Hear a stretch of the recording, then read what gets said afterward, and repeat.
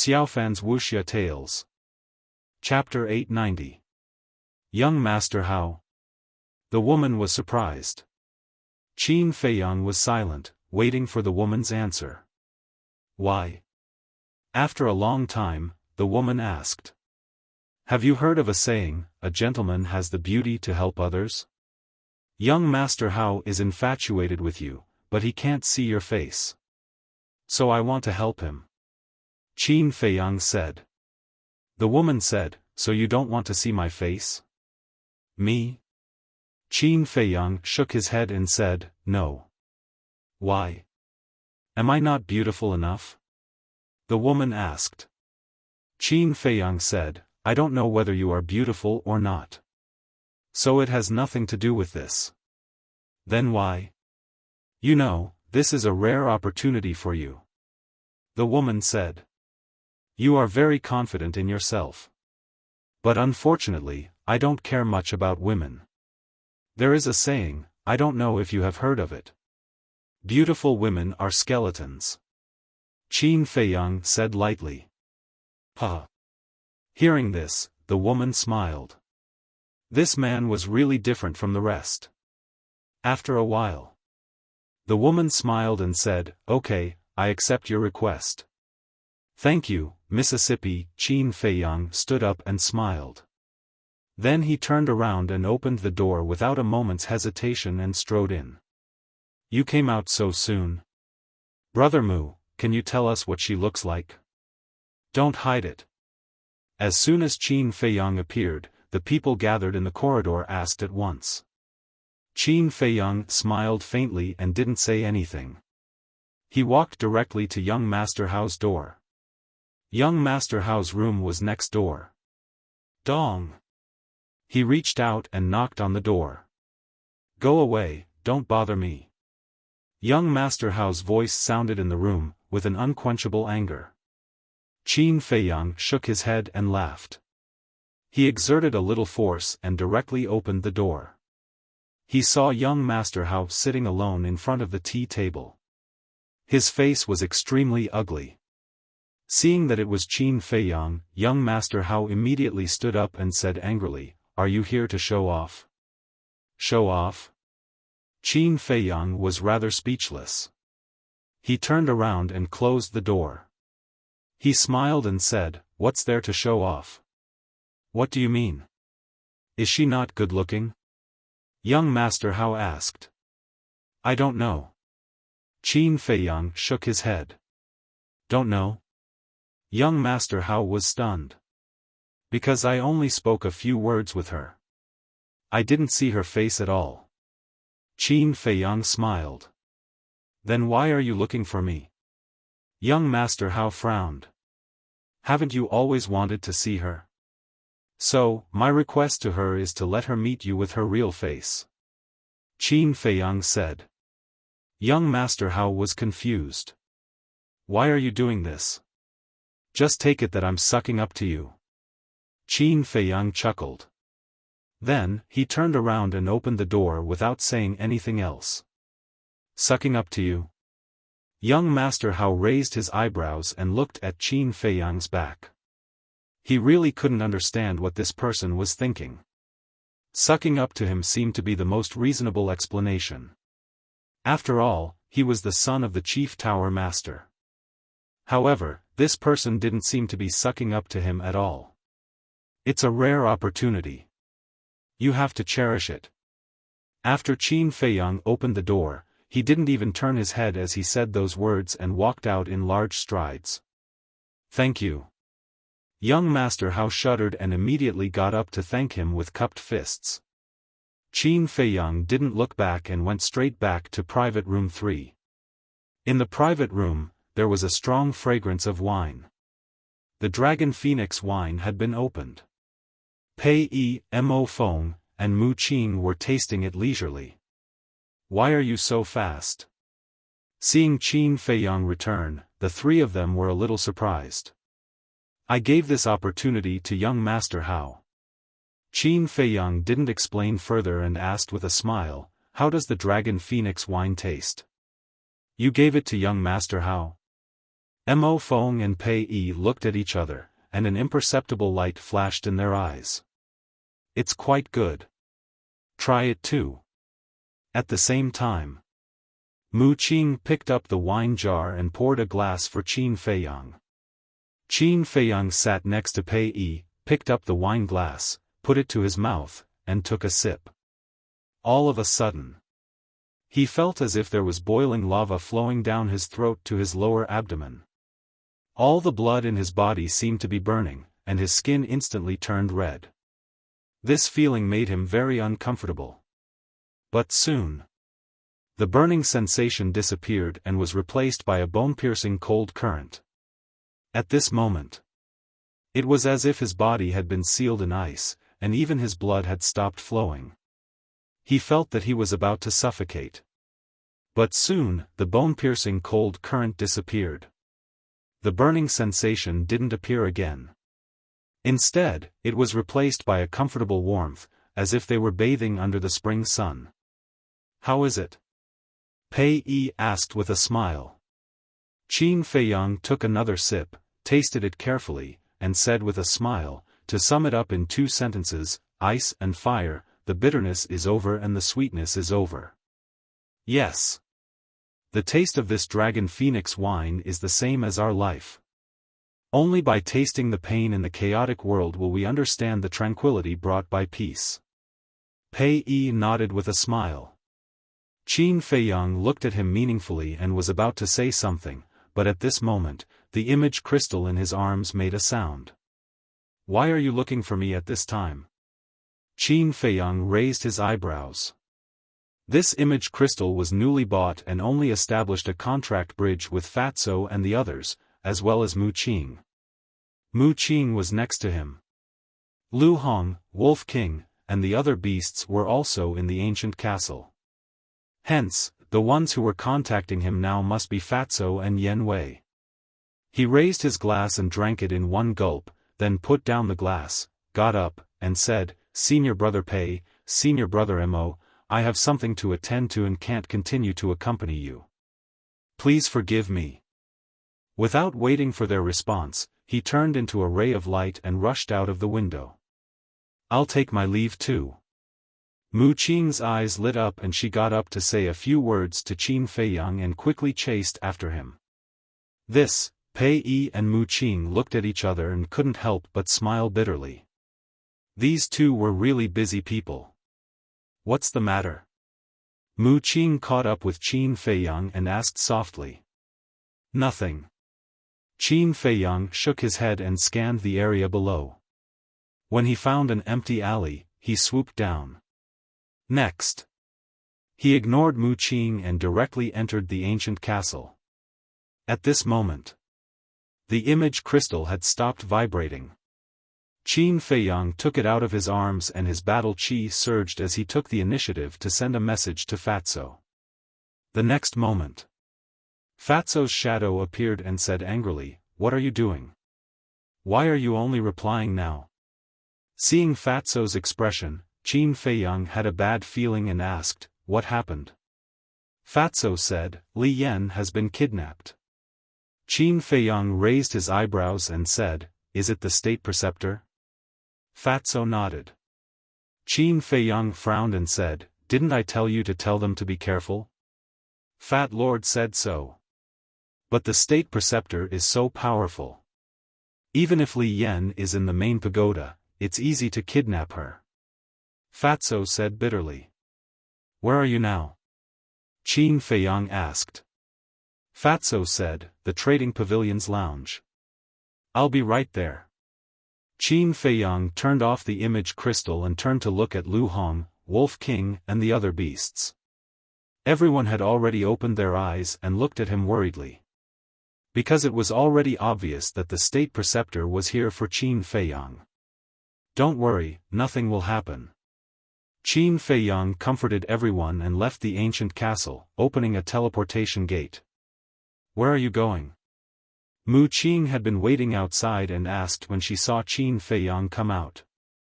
Trading pavilion. Qin Feiyang casually said and stepped into the teleportation gate. Mu Qing raised her eyebrows and followed him into the teleportation gate.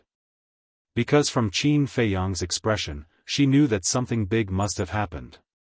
Trading Pavilion. In the lounge. Fatso stood in front of the desk, frowning. Yen Wei, on the other hand, sat beside the coffee table and comforted Li He. Whoosh! Two figures appeared out of thin air. They were Qin Feiyang and Mu Qing. Coming. Fatso immediately went up to them. Qin Feiyang glanced at Li He and asked, "What's going on?" "We had something to do just now, so we left Li Yan alone in the lounge." She also said that she would go back to the main tower immediately. But when Li He came back, he found a letter on the desk. Fatso grabbed a piece of letter from the desk behind him and handed it to Qin Feiyang. "I've already read it. The letter says that Li He should go to the Black Cloud Mountain and exchange the origin of the Juku Yellow Dragon Pill for Li Yan." Fatso said. "Where is the Black Cloud Mountain?" Qin Feiyang asked. Li He said, "It's outside the city, about 5,000 miles away from the Divine City." After that, he raised his head and glared at Qin Feiyang and the others, saying, "Who on earth did you offend? Why do you want to deal with you by all means?" Qin Feiyang glanced at him and opened the letter. A line of small words immediately entered his sight. "What should we do now?" Fatso asked. Qin Feiyang clenched his hand and the letter was crushed on the spot, saying, "Didn't he come for me? I'll go and meet him." "No." Mu Qing said flatly. The Imperial Preceptor was so powerful that Qin Feiyang would not be able to return if he went alone. "Then how do you think we should solve it?" Qin Feiyang frowned. Mu Qing pondered for a while and looked at Yen Wei, saying, "Go out with Li He to relax. Yen Er's life and death are unknown. Do you think I'm still in the mood?" Li He roared. Mu Qing smiled and said, "Don't worry, we promise that we will bring Li Yan back unscathed." "What guarantee do you have?" Li He sneered. Mu Qing raised his eyebrows and said gloomily, "If I tell you to go, then go. Why are you talking so much nonsense?" Li He suddenly got up, his face full of anger. "Elderly, calm down, calm down. If you believe them and they say they can do it, then they can definitely do it. Besides, we can only rely on them now. Otherwise, Li Yan will really have no way to live." Yen Wei also hurriedly got up to appease him. Li He glanced at Qin Feiyang and Mu Qing, his expression uncertain. "Okay. I'll believe you this time. But in the end, if you don't bring Yen Er back, I will never let you go." In the end, Li He compromised. He flicked his sleeves and turned to walk outside. "Don't worry, I will appease him." Chapter 891. After Yen Wei and Li He left, Fatso immediately stepped forward and closed the door. Mu Qing stretched out her hand and said, "Let me see the letter." Qin Feiyang handed it to Mu Qing. Mu Qing glanced at the contents and breathed a sigh of relief, fortunately.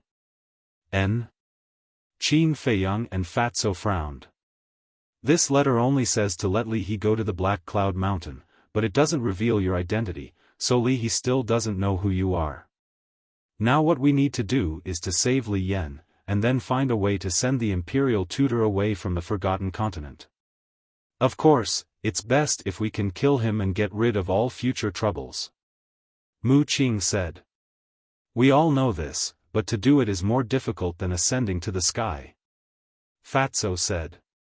Mu Qing shook her head and said, "It won't be too difficult, you guys go and delay him first, I'll go and make the arrangements." "Why do you still want to help me?" Qin Feiyang looked at Mu Qing and asked. "Just because of the Heaven Star Flame?"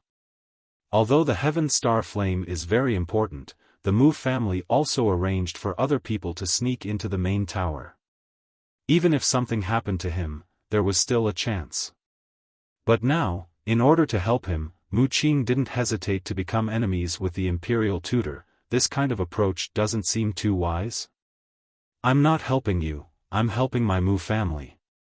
In addition, your current identity hasn't been exposed, so before going to the Black Cloud Mountain, you have to restore your true appearance.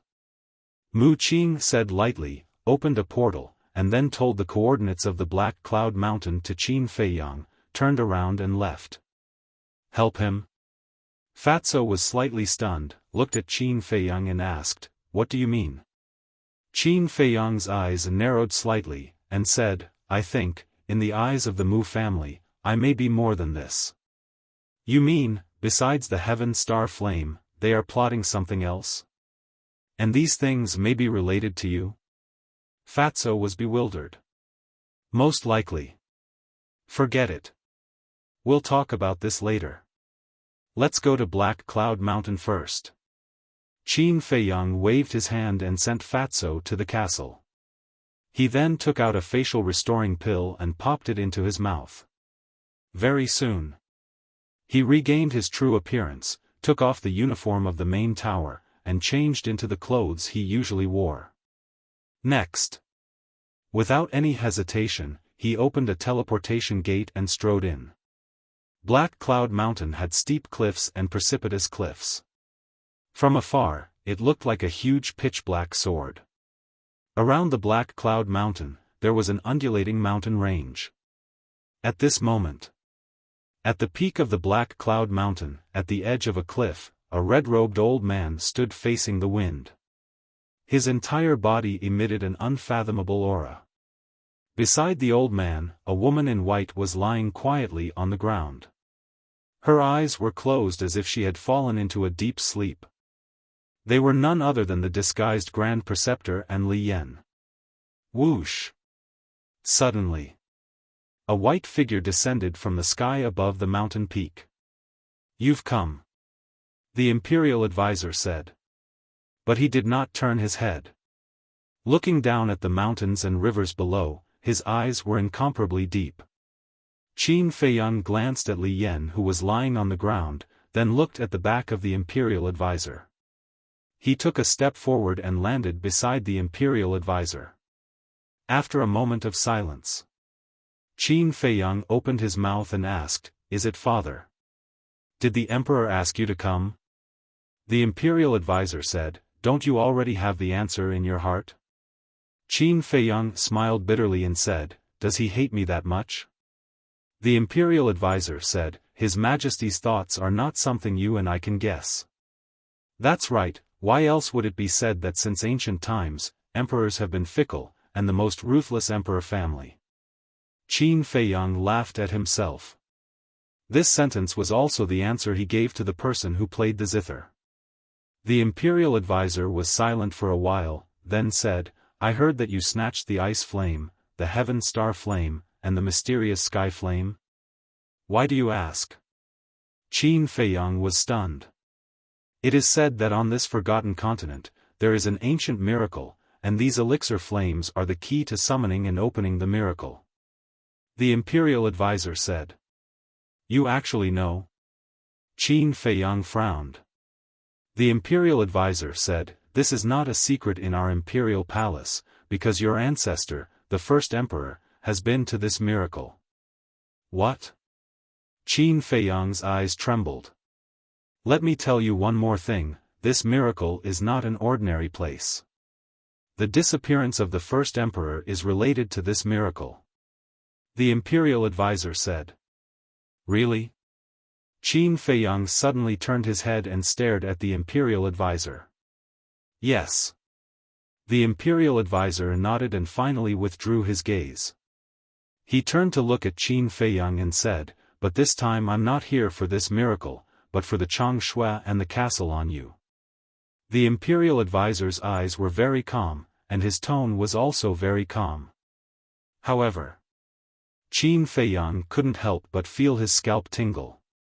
He decisively took a few steps back, keeping a distance from the Imperial Advisor.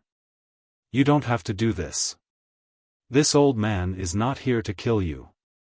As long as you are willing to hand over Changshui and the castle, and swear never to return to the great Qin Empire, this old man will immediately turn and leave.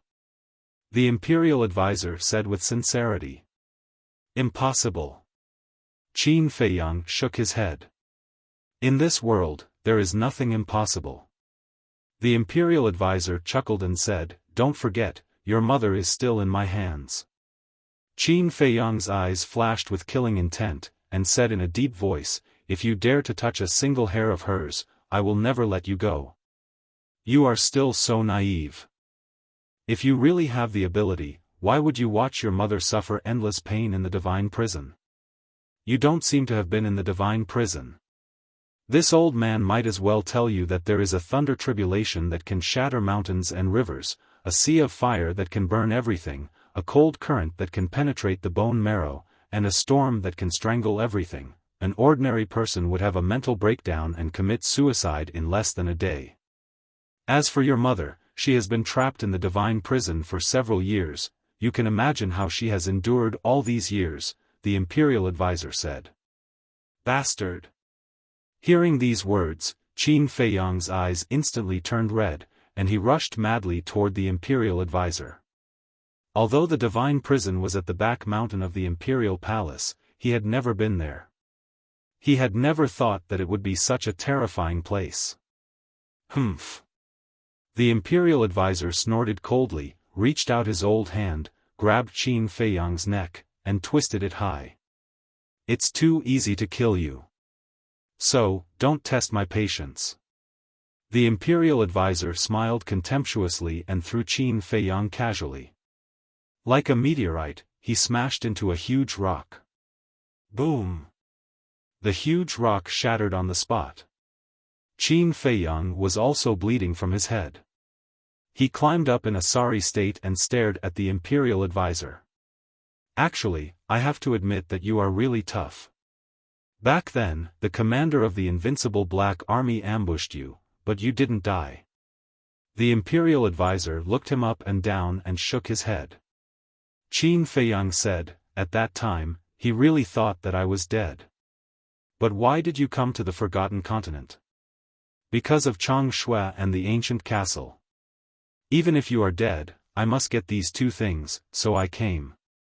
Fortunately, I came. Otherwise, I wouldn't know that you are still living happily. The imperial advisor smiled, and his smile was a little creepy. Qin Feiyang said in a deep voice, Do you know the origin of Chang Shui and the ancient castle? I don't know. However, I know one thing. Those two items are both heaven-defying divine artifacts. The imperial advisor's eyes were full of greed. They really are divine artifacts. Qin Feiyang's heart skipped a beat. Hurry up. Now, not only the woman in front of you, but also the fate of your mother, the old man you respect the most, and the woman who let you enter the Forgotten Continent to snatch the heavenly thunder fire.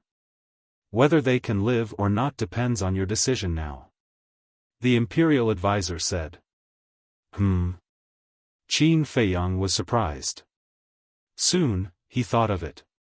The old man that the imperial advisor was talking about must be Ren Wuxuang's grandfather. And that woman, without a doubt, was the ugly old woman who fed him the black demon poison time and time again. What did you do to them? Qin Feiyang roared, almost going crazy. They let you come to the Forgotten Continent behind His Majesty's back. This is a great crime of deceiving the Emperor, so they are now in the God's prison. As for the others, such as Ren Wuxuang, Lu Xingchen, and those who are close to you, they are fine for now. But if you are stubborn, I'm afraid that you will also taste the pain of the God's prison. The imperial advisor said with a smile. You are an inhumane old bastard. Qin Feiyang roared angrily. His heart was bleeding. He was also blaming himself. He did not expect that he would implicate so many people.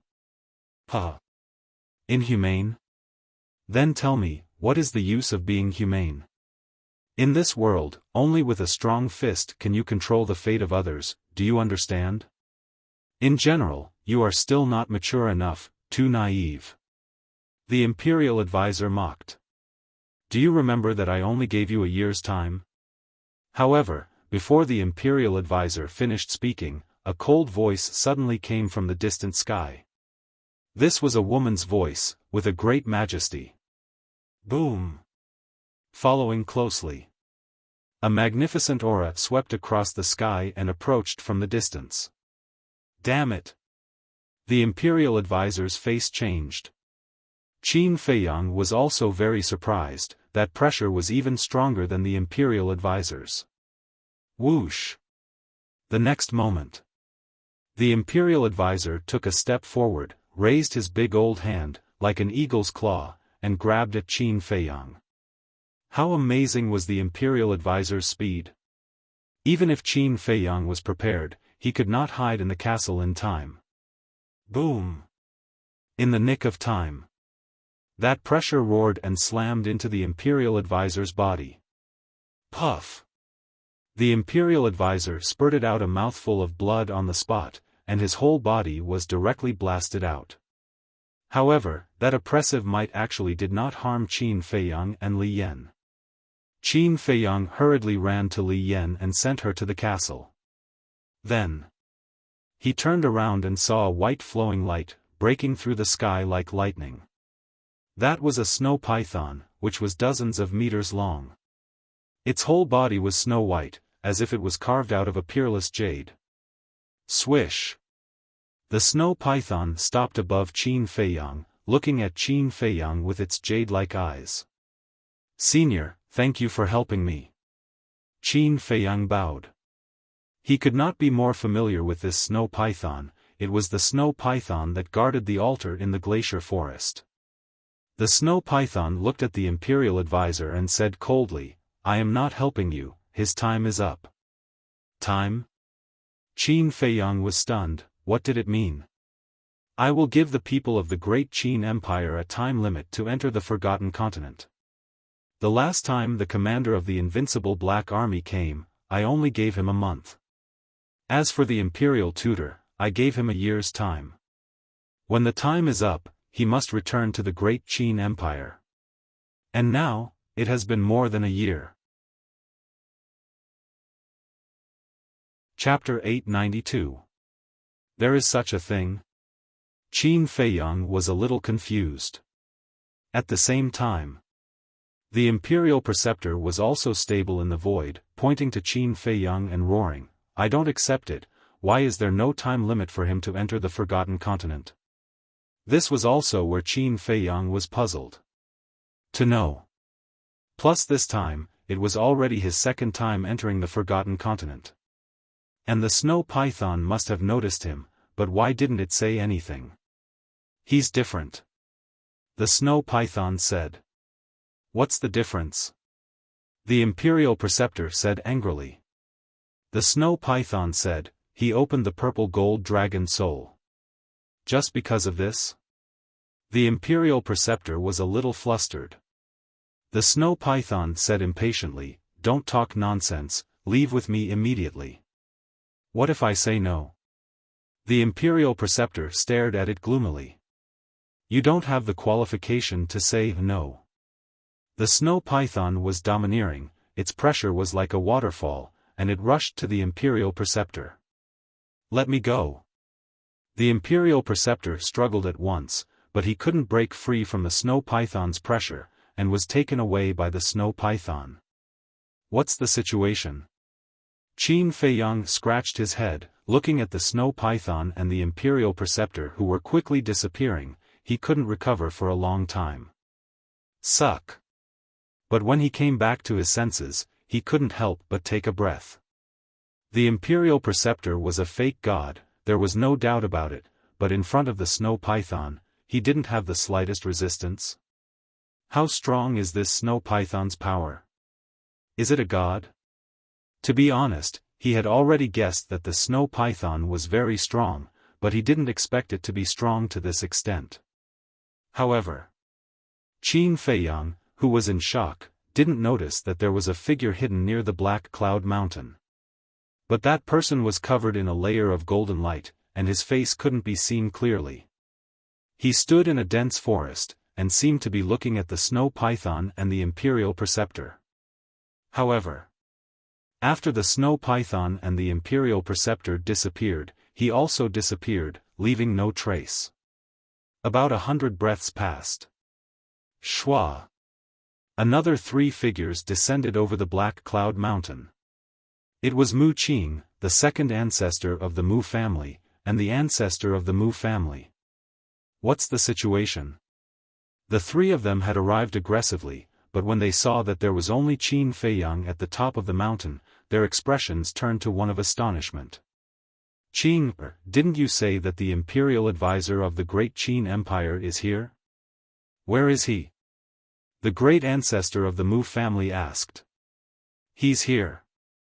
Mu Qing's mind was also a mess. Whoosh. The 3 of them landed beside Qin Feiyang one after another. Mu Qing asked, where is he? By the time you came to help, I would have been dead. Qin Feiyang glanced at the 3 of them indifferently. Mu Jia's second forefather frowned, get to the point. Qin Feiyang ignored him. He sat on the edge of the cliff with an indescribable agitation in his heart. The 3 of them looked at each other in confusion. Mu Qing seemed to have suddenly thought of something and asked cautiously, don't tell me you've reached an agreement with him? What do you think I can reach with him? Qin Feiyang sneered. He just wanted to kill the imperial advisor now. Then why didn't he kill you? Mu Qing said in a deep voice. This matter was too strange, and he had to figure it out. It's none of your business. You just need to know that he has returned to the great Qin Empire. Also, I want to calm down now, so don't bother me. Qin Feiyang waved his hand without any annoyance. Heard it. The Mu Jia's great forefather and second forefather's old faces were filled with anger. They came to help out of kindness, but he treated them with such an attitude. Mu Qing hurriedly stood behind Qin Feiyang and smiled, 2 great forefathers, please calm down. You go back first, I'll accompany him here. Humph.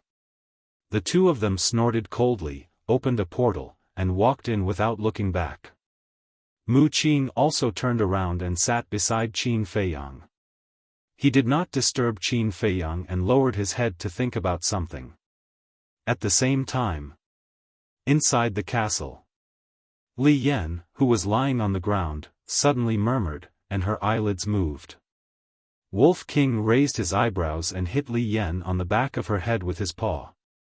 Li Yan fainted on the spot again. Then Wolf King looked at Fatso and the others, and said, how do you think little Qin Zi is feeling now? Lu Hong said, needless to say, he must be in pain and remorseful. This damn emperor, does he really not care about friendship? Wolf King said angrily. The pangolin sneered, don't worry, one day, he will regret it. In fact, in a word, we are still not strong enough. Fatso sighed. Wolf King and the other beasts nodded. If their strength was enough to compete with the great Qin Empire, this shit would not have happened at all. However, they had worked hard. Their current cultivation speed was not slow. But even so, they could not become as powerful as the emperor in a short time. They still needed time. At the top of the mountain. As time passed, the sun was about to set. Mu Qing, who had been silent, looked up at the setting sun and finally asked, did you learn something from the state preceptor? Qin Feiyang nodded silently. Some things have already come to this. What's the use of worrying here? It's better to find a way to get close to the Chief Tower Master and get the Tiangang flame. When you go to the miracle, I promise, your strength will definitely improve by leaps and bounds. Mu Qing said. Is that so? Qin Feiyang turned to look at him. Of course. Mu Qing nodded. Qin Feiyang said, what if I tell you that Lu Xingchen is in a dangerous situation now? What will you do? What? Mu Qing suddenly stood up. Looking at Mu Qing's reaction, Qin Feiyang sneered, it seems that the relationship between the Mu family and Lu Xingchen is really not ordinary. But Mu Qing completely turned a blind eye to this and said in a deep voice, "That's impossible. Lu Xingchen has a space divine item. The state preceptor can't catch him at all." It seemed that in his eyes, nothing else was important. He only cared about Lu Xingchen's safety.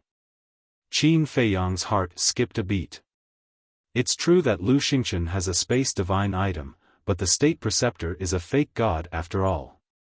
As long as the distance is not too far, he can sense it. What's more, the state preceptor told me personally that Lu Xingchen has been locked up in the divine prison. You have to believe that the state preceptor has no need to lie to me. And the environment in the divine prison is very bad. It is said that it is enough to make a person so desperate that he will commit suicide. Damn it! Mu Qing clenched his fists, making a cracking sound. If you're really worried, you can go to your ancestor and open the Real Spacetime Gate to rescue Lu Xingchen. Qin Feiyang said. He did this for two purposes. First, he wanted to find out whether there was a fake god or a god in the Mu family. Second, he also wanted to go back and have a look. But if he went back alone, it was tantamount to sending a sheep to the tiger's mouth. On the contrary, if the Mu family helped, the danger could be minimized. However, hearing Qin Feiyang's words, Mu Qing began to doubt. He stared at Qin Feiyang's face and said, "Do you swear that what you said is true?" "Do I still need to swear? You can imagine that anyone who is related to me is in a very bad situation now," Qin Feiyang said. Mu Qing's face became gloomy again, and he was struggling in his heart. In the end, he gritted his teeth and said, "I'll go back first, you go back to the main tower by yourself." After saying that, he opened the portal and quickly rushed in. "You can't beat me after all."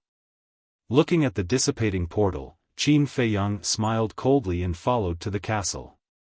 When he saw Li Yan lying on the ground, his body suddenly stiffened. He saw that on Li Yan's head, there were 4 or 5 pebble-sized meat bumps. What's going on? He looked at Fatso, Lu Hong, and Wolf King. "It's all because of you." Wolf King rolled his eyes. "Me?" Qin Feiyang pointed to his nose, stunned. "It's not your fault, after all, you know so many things, you really need to calm down. But this woman, we definitely can't let her see us in the castle, otherwise she will guess your identity." So, every time she woke up, Brother Wolf went up and gave her a claw. "See, it's like this now." Lu Hong laughed. Qin Feiyang couldn't help but smile bitterly when he heard this. Wolf King said, "Don't talk about her, let's talk about you. Are you really going to go back?" Qin Feiyang said, "If the Mujia's people are going, I will definitely go back. It's too dangerous." Wolf King was worried. "I understand. But knowing that my mother and grandfather are suffering in the prison, how can I be indifferent? In fact, I didn't lie to Mu Qing. Lu Xingchen's situation is really dangerous now." Qin Feiyang sighed. "What do you mean?" Wolf King was suspicious.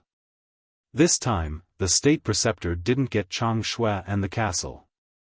When he returns to the Great Qin Empire, he will definitely be angry. At that time, Lu Xingchen and Ren Wushuang will inevitably become the target of his anger. Qin Feiyang said. "That makes sense." Lu Hong nodded. "The road ahead is long, and the safety is unpredictable. Let's take it one step at a time. I will send Li Yan back first." Qin Feiyang sighed deeply, consumed an illusory form pill, and changed his appearance into the appearance of Ancestor Mu. Then, he carried Li Yan and left the ancient castle, opened a teleportation door, and walked in. "It's dark, why haven't they come back yet?" He was like an ant on a hot pan, walking back and forth in the lounge, anxious and restless. "Can you stop pacing? My head is almost dizzy because of you. Yan Wei sat at the coffee table, also quite annoyed. It's been a whole day, Qin Feiyang still hasn't come back, what the hell is going on? Whoosh! Suddenly, Qin Feiyang came to the lounge with Li Yan in his arms. Li He and Yan Wei looked up, and their faces were suddenly filled with ecstasy. Li He hurriedly ran over, took Li Yan from Qin Feiyang's hands, and checked Li Yan's injuries. Yan Wei also walked to Qin Feiyang's side, looked at the dried blood on Qin Feiyang's body, and asked, "Did anything happen?" "No." Qin Feiyang smiled. Yan Wei finally let out a sigh of relief. "Kid, what's going on?" Suddenly, Li He turned his head to look at Qin Feiyang, pointed to the bulge on Li Yan's head, and frowned. "I don't know, it's like this when I went. She should have been beaten by that old man." Qin Feiyang said without blushing and directly pushed the blame to the imperial preceptor. "Damn bastard, don't let me catch him." Chapter 893. Qin Feiyang glanced at Li Yan, then looked at Li He and said, "The person has been safely handed over to you, I should go back." "Wait." Li He hurriedly said, "Who is that person?" "Don't worry, he won't appear again." Qin Feiyang did not answer directly, nor did he continue to stay. He took Fatso out of the castle and opened the teleportation door to leave. Li He frowned, looked at Fatso and Yan Wei, and said, "Who are you guys? Why are you so mysterious all day?" "Of course we are good people." Fatso chuckled.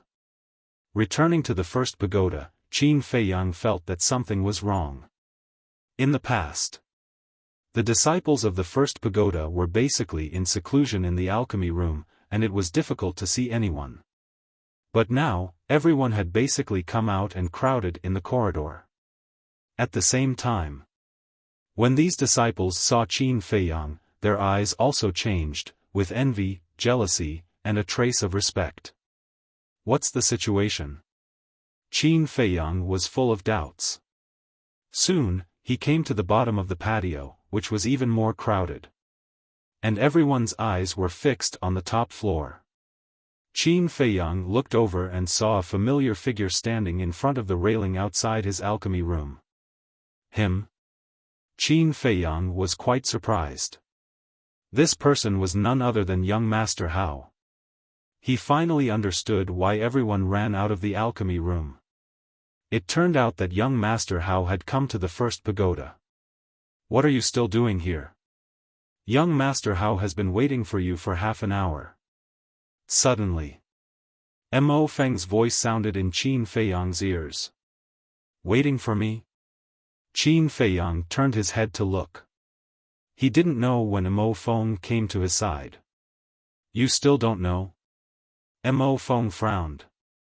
"I don't know," Qin Feiyang said. Mo Feng rolled his eyes and said speechlessly, "You're the first person who dares to make young Master Hao wait for so long. Quickly go up." Qin Feiyang's eyes flashed. He jumped to the top floor and landed in front of young Master Hao. He cupped his hands and smiled, "Greetings, young master." Young Master Hao sized him up and frowned. "I didn't expect it to be so difficult to meet you." There was a hint of dissatisfaction in his tone. "It's my fault. It's my fault." Qin Feiyang smiled embarrassedly and apologized repeatedly. Young Master Hao glanced at him helplessly and said, "Let's talk inside." "Yes." Qin Feiyang nodded, turned around and opened the stone door of the alchemy room, then stepped aside. Qin Feiyang followed young Master Hao in, and closed the stone door behind him. Young Master Hao looked around the alchemy room, then turned to Qin Feiyang and said with a smile, "Thank you so much for today." Qin Feiyang was startled, then said with a faint smile, "It's nothing. It's nothing." Young Master Hao sighed deeply and said, "It's nothing, but it has fulfilled my long-cherished wish. So I must thank you properly." Qin Feiyang said, "So you're saying that you've successfully seen her true appearance?" "Yes, I've seen her." She's very beautiful. Young Master Hao nodded with a face full of infatuation. Then congratulations. Qin Feiyang cupped his hands and smiled.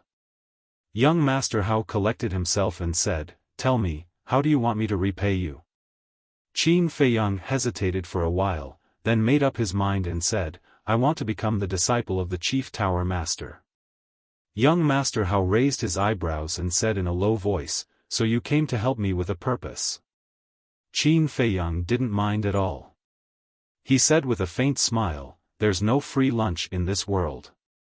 You should have heard of this saying. The five-colored crystal was with the Chief Tower Master. Only by becoming his disciple would he have a better chance." Young Master Hao laughed, but it was a sneer. "I've also learned about your situation. Level 11 mind power. And in the Chief Tower, there are plenty of people with stronger mind power than you. What qualifications do you have to become my father's disciple?" These words could be said to be merciless.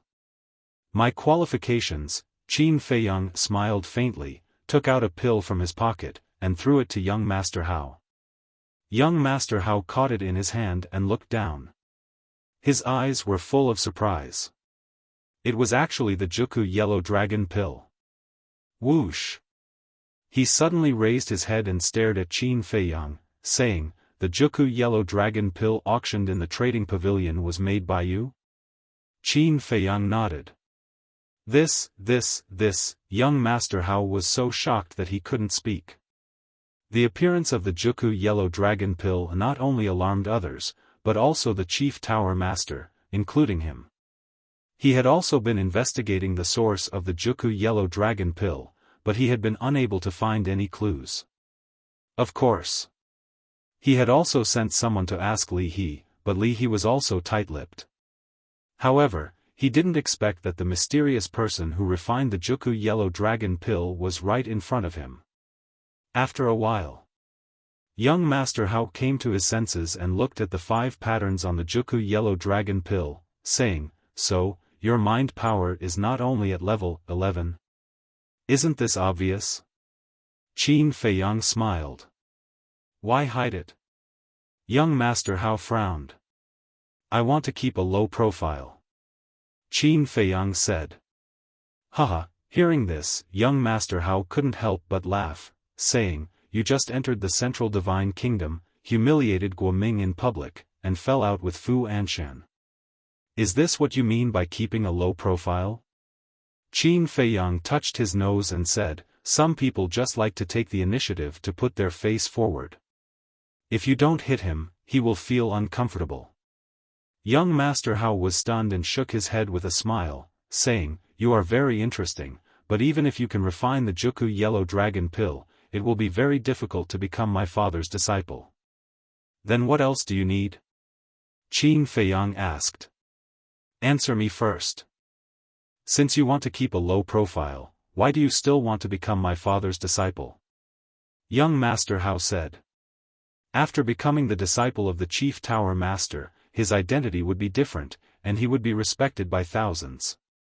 This was completely against this person's wishes. Qin Feiyang said, "I want to become stronger and get better cultivation resources." "Your ambition is not small." Young Master Hao looked at him meaningfully.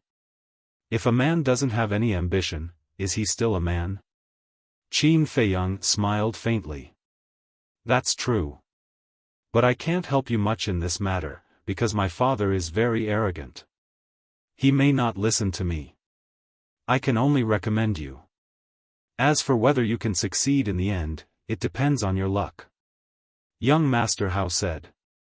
Qin Feiyang was secretly happy and cupped his hands, saying, "Thank you, young master. Okay. It's time for me to go. As for this Juku Yellow Dragon pill, I have to take it to my father. Maybe it will help you." Young Master Hao said, opened the teleportation door, and walked in without looking back. After watching young Master Hao leave, Qin Feiyang also put on a bright smile on his face. Fortunately, he went to the Dragon Phoenix house today. Otherwise, he didn't know when he would be able to make friends with young Master Hao. Buzz. At this moment, the image crystal in Qin Feiyang's arms made a sound. Qin Feiyang was slightly stunned, and then his eyes flashed. It was most likely Mu Qing. He took out the image crystal, and his battle chi surged, and a shadow quickly condensed. It was indeed Mu Qing. What's wrong? Qin Feiyang asked with a smile. We're going to the Great Qin Empire. Do you want to go back with us? Mu Qing asked. Qin Feiyang's eyes flashed, and he said, Who are the people? Mu Qing said impatiently, Don't ask so many questions. Just tell me if you're going or not. It's very dangerous. Qin Feiyang frowned. Of course he had to go back, but he had to be more tactful. Otherwise, with Mu Qing's mind, he would definitely find some clues. Mu Qing said, We're just going to check out the situation. We won't do anything. What danger can there be? I see. Qin Feiyang pondered for a while and nodded. Go, when do we set off? Wait for us at the Black Cloud Mountain tomorrow morning. After Mu Qing finished speaking, the shadow quickly disintegrated. Us? Qin Feiyang was stunned, and then he smiled.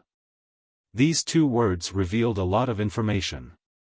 Because, if Mu Qing was alone, he would definitely say, Wait for me at the Black Cloud Mountain. Instead of saying, Wait for us at the Black Cloud Mountain. In other words, Mu Qing was not the only one on this trip to the Great Qin Empire.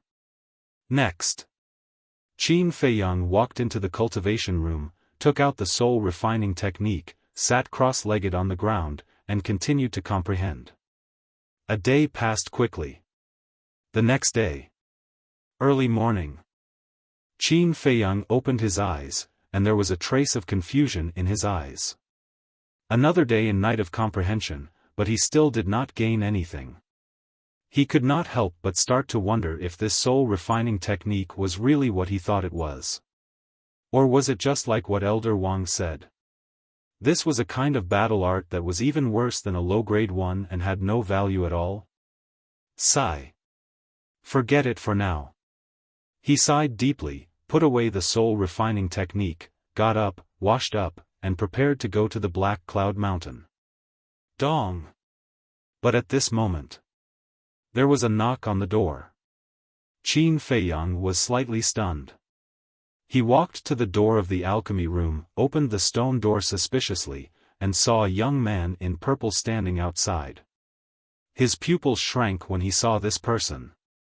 This person looked very young and held a jade flute in his hand. He looked elegant, but his aura made Qin Feiyang feel inexplicably terrified. It was enough to show that this was a very terrifying expert. The young man in purple sized up Qin Feiyang and asked, You're that kid surnamed Mu? Qin Feiyang nodded and said, Yes, may I ask who you are? Gongsun Bei. The young man in purple reported his name. Qin Feiyang frowned. Why did this name sound so familiar? Suddenly, he remembered. The last time he came out of seclusion, Fatso told him that there was a person called Gongsun Bei who was leading people to investigate the mysterious lady in him. In other words, the person in front of him was the person Fatso mentioned. Qin Feiyang's expression immediately became respectful. He cupped his hands and said, May I know why you're looking for this disciple? Gongsun Bei walked into the alchemy room, closed the stone door, and said, Did you really refine the Juku yellow dragon pill? Qin Feiyang nodded. He didn't expect young Master Hao to be so efficient. Seeing Qin Feiyang admit it, Gongsun Bei's face also had a hint of surprise. He asked, Then your spiritual energy? Level 20. Qin Feiyang said truthfully. TSK TSK TSK. Gongsun Bei was speechless. He said, I really didn't expect you to hide it so well. Level 20 spiritual energy, this is the first time I've seen it. Thank you for the compliment. Qin Feiyang said. I'm not complimenting you. In the history of the Forgotten Continent, only one person's spiritual energy has exceeded level 20. Gong Sanbei said. Who? Qin Feiyang was surprised. Exceeding level 20, this meant that the spiritual energy was higher than his. Who was so monstrous? Why hadn't he heard of it? Our previous Chief Tower Master, but he has already passed away. Chapter 894. Step into the Battle Saint realm in 2 years? Qin Feiyang was stunned. I know it's difficult and almost impossible, but to become the disciple of the Chief Pagoda Master, you have to do it. Gong Sanbei said. Difficult? Qin Feiyang couldn't help but laugh in his heart. Stepping into the Battle Saint realm in 2 years was indeed an impossible task for others. But for him, it was simply too easy. Don't force yourself. In fact, with your alchemy talent, even without the guidance of the Chief Pagoda Master, you can still make some achievements. Gong Sanbei laughed. Seeing Qin Feiyang not speak for a long time, he thought that Qin Feiyang was not confident. Okay. Disciple will definitely step into the Battle Saint realm in 2 years. Qin Feiyang nodded and said solemnly. Gong Sanbei was stunned. He thought Qin Feiyang would give up, but he didn't expect him to agree. He really couldn't figure out where this kid's confidence came from. In that case, work hard. There's one more question, where did you get the Juku Yellow Dragon Pill recipe? Gong Sanbei asked, his eyes shining. This is disciple's personal privacy, maybe, it's not convenient to disclose. When young Master Hao took away the Juku Yellow Dragon Pill, Qin Feiyang had already thought that the Chief Pagoda Master would definitely ask about the origin of the pill. So, he had already thought of a way to deal with it. The only thing he was worried about now was whether the Chief Pagoda Master would force him to hand over the pill recipe. Hearing this, Gong Sanbei also fell silent. A pair of eyes stared straight at Qin Feiyang. The atmosphere at the scene gradually became solemn. He. Suddenly, Gong Sanbei laughed and said, I already guessed that you would answer me like this. Don't worry, my Chief Pagoda will not force any disciple to do anything. Thank you, Lord. Qin Feiyang bowed and thanked him. Work hard. Gong Sanbei patted him on the shoulder and opened a teleportation door. Qin Feiyang cupped his hands and said, Lord, I can refine the Juku Yellow Dragon Pill, I hope you can keep it a secret. We know that. Apart from me, the Chief Pagoda Master, and the young master, no one else will know. Gong Sanbei smiled faintly, turned around, and entered the portal, quickly disappearing. Who? What he was worried about didn't happen. Qin Feiyang was finally relieved. Next. He took out an image crystal and sent a message to Fatso. As soon as Fatso's shadow appeared, Qin Feiyang asked, Do you want to go back? Back to where? Fatso looked at him suspiciously. Great Qin Empire. Qin Feiyang enunciated every word clearly. Fatso said, So, Mu Qing has taken the bait? Don't waste time. Make a decision quickly. Qin Feiyang urged. Fatso said, I do want to go back, but what if the person who bought the herbs appears?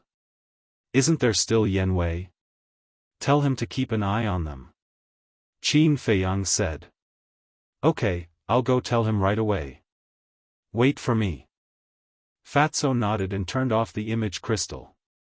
Black Cloud Mountain. As the sun rose, everything came back to life. Swoosh. 2 figures descended above Black Cloud Mountain. One of them was Mu Qing.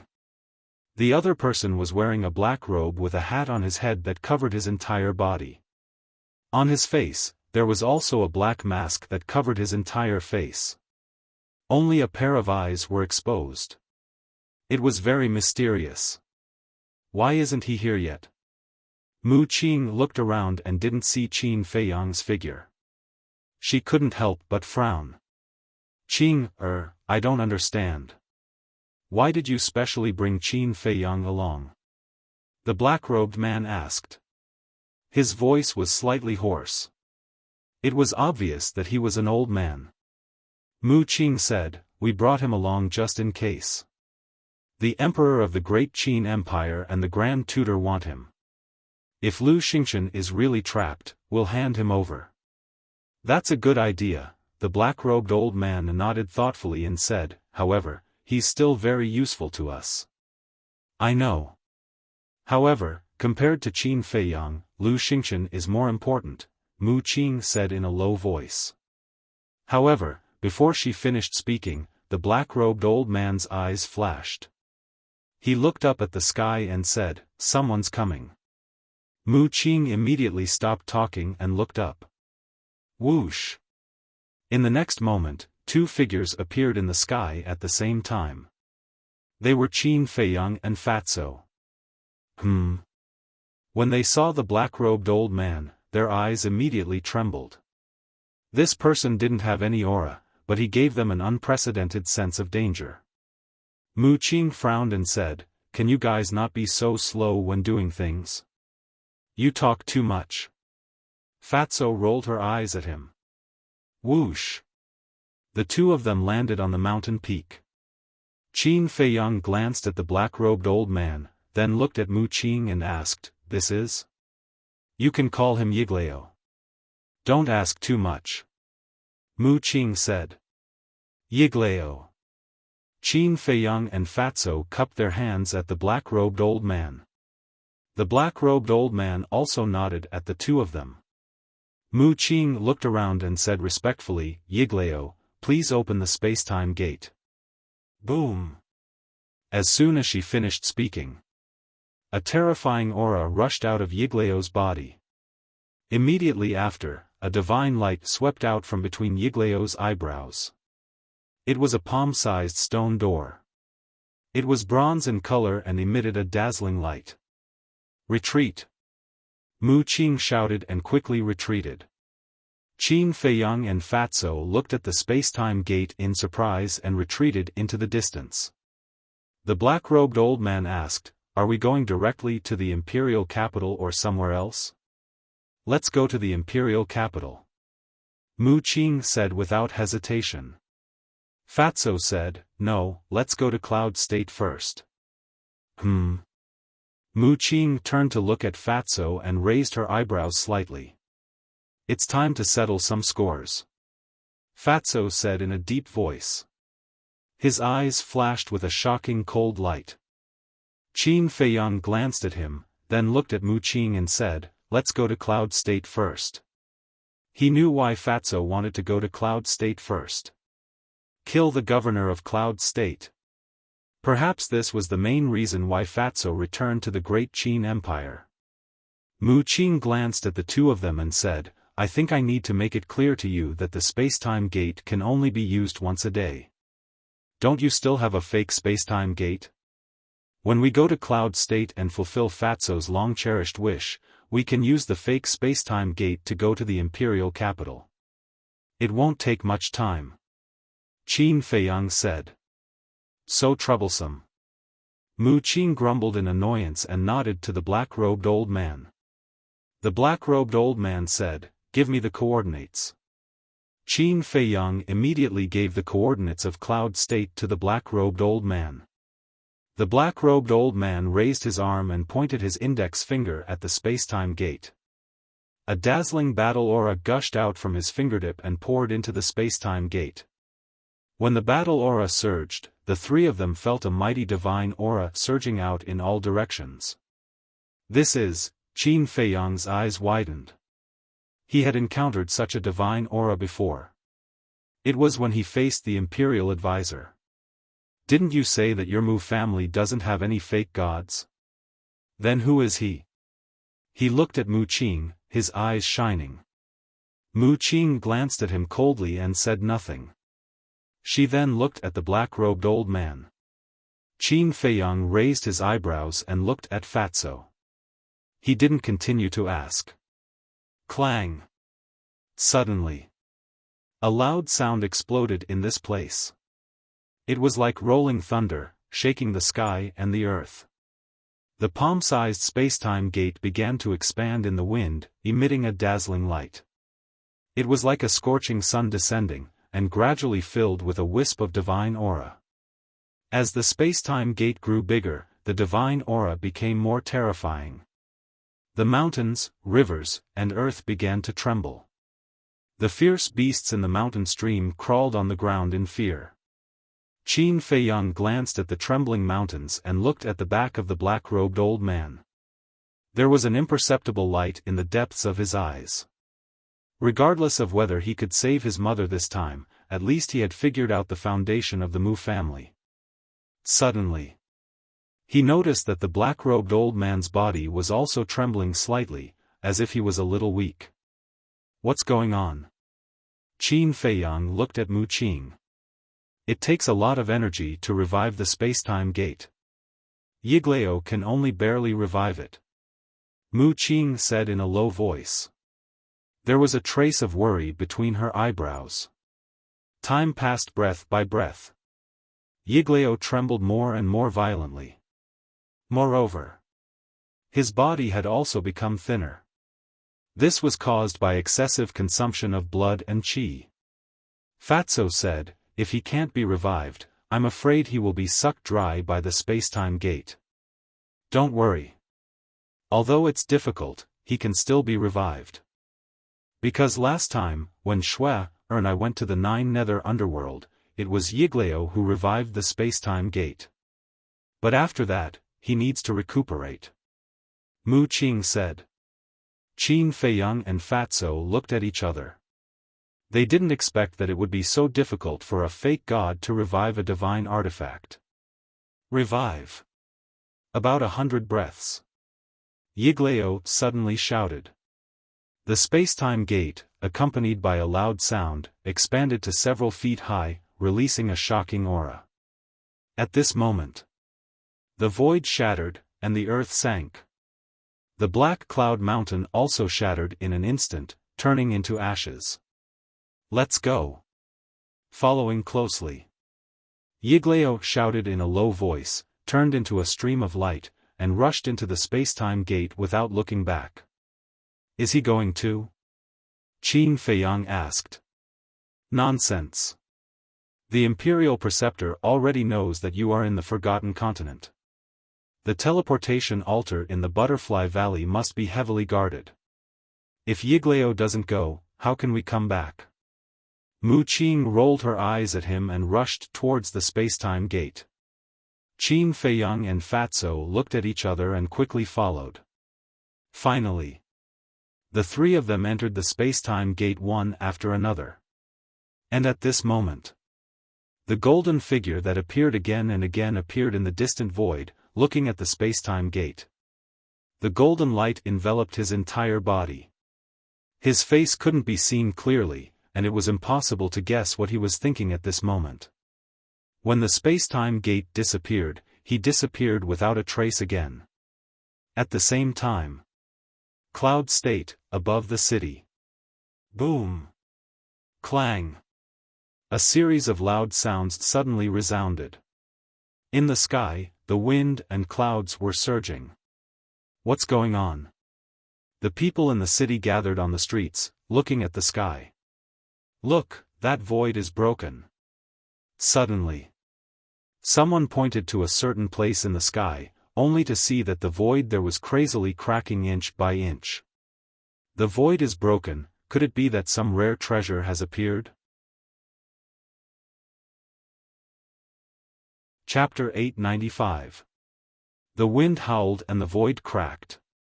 It was a terrifying scene. Everyone thought that some kind of supreme treasure had appeared in this world. Whoosh! 11 figures flew into the sky and stood above the city. The leader was a white-haired old woman. She was as thin as a match and her eyes were sunken. There was a hint of viciousness between her eyebrows. She was the Yun State Mansion Master. The 10 people behind her were men and women. All of them looked middle-aged and their auras were very powerful. There was no doubt. They were the 10 commanders of Yun State. The 11 of them stood in the sky and looked at the broken void. Their eyes were filled with shock. Clang! Suddenly, accompanied by an earth-shattering boom, a bronze stone door appeared in the shattered space. The stone door shone brightly and illuminated the sky. What a powerful aura! That must be a treasure. Everyone stared at the stone door and their eyes were filled with greed. The Yun State Mansion Master and the 10 commanders looked at each other with greed in their eyes. However, just as they were about to rush in, 4 figures appeared in the stone door. There are more people? Everyone was once again bewildered, their gazes firmly fixed on the 4 figures. The 4 figures walked out step by step and their faces became clearer. Finally, the 4 of them walked out of the stone door and stood in the sky. The leader was an old man in a black robe and a black mask on his face. He looked mysterious. The other 3 were young and they also had an extraordinary aura. Who are they? What a terrifying aura. Everyone's pupils shrank when they looked at the 4 of them. The Yun State Mansion Master and the 10 commanders were even more shocked. Due to the fact that they were stronger than the others, they were able to sense the danger brought forth by those 4 people even more. Especially the old man in the black robe. In the eyes of the Yun State Mansion Master and the others, he was like the god of death. They're finally back. One of the young men in white looked at the sky and muttered to himself.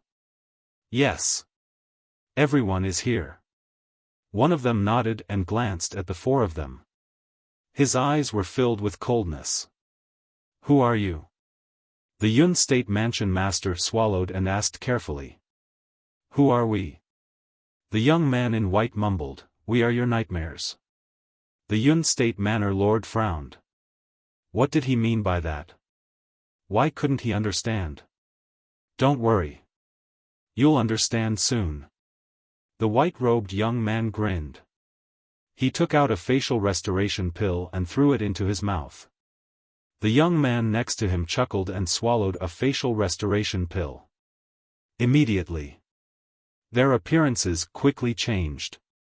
A short while later, 2 familiar faces and 2 familiar figures appeared in the sight of the Yun State Mansion Master. Qin Feiyang. Situ Tianyu. It's you. The Cloud State Mansion Master's expression changed drastically. The 10 commanders also turned pale with fright. The city was in an uproar. They still remembered clearly that when Qin Feiyang and his group broke into the Cloud State, they destroyed the 3 super families of the state capital, the Xia family, the He family, and the Yuan family. That battle had even alarmed the prefecture lords of the various states. The past was still vivid in his mind. Everyone thought that these people would never come back. Who would have thought that a few years later, they would actually appear again? The most important thing was, now, all of the 9 states and 18 counties already knew that Qin Feiyang was the son of the emperor. Although he had been abolished as a prince, the blood of the emperor flowing in his body was indelible. Such a person was not someone they could afford to offend. Fatso sized up the Yun State Mansion Master and shook his head with a smile. I thought you were very strong, but I didn't expect you to only be an 8-star war sect. An 8-star war sect was already very strong back then, okay? Qin Feiyang rolled his eyes at him. Back then, not to mention the prefecture lords of the 9 states, even the commanders were like gods in their eyes. However, 30 years in the east, 30 years in the west. Now, it was these people's turn to look up to them. The Yun State Mansion Master's heart sank. She had long thought that this day would definitely come, but she didn't expect it to come so soon. What was even more unexpected was that Qin Feiyang and the others' cultivation base had advanced so quickly. Now, even she, as the prefecture lord, was powerless to fight against these people. We have already explained what happened back then and I have also publicly apologized. What else do you want? The Yun State Mansion Master said. Fat Lord didn't say anything. Yun State is Fat Lord's home. Can't Fat Lord come back? Fatso said. Yes.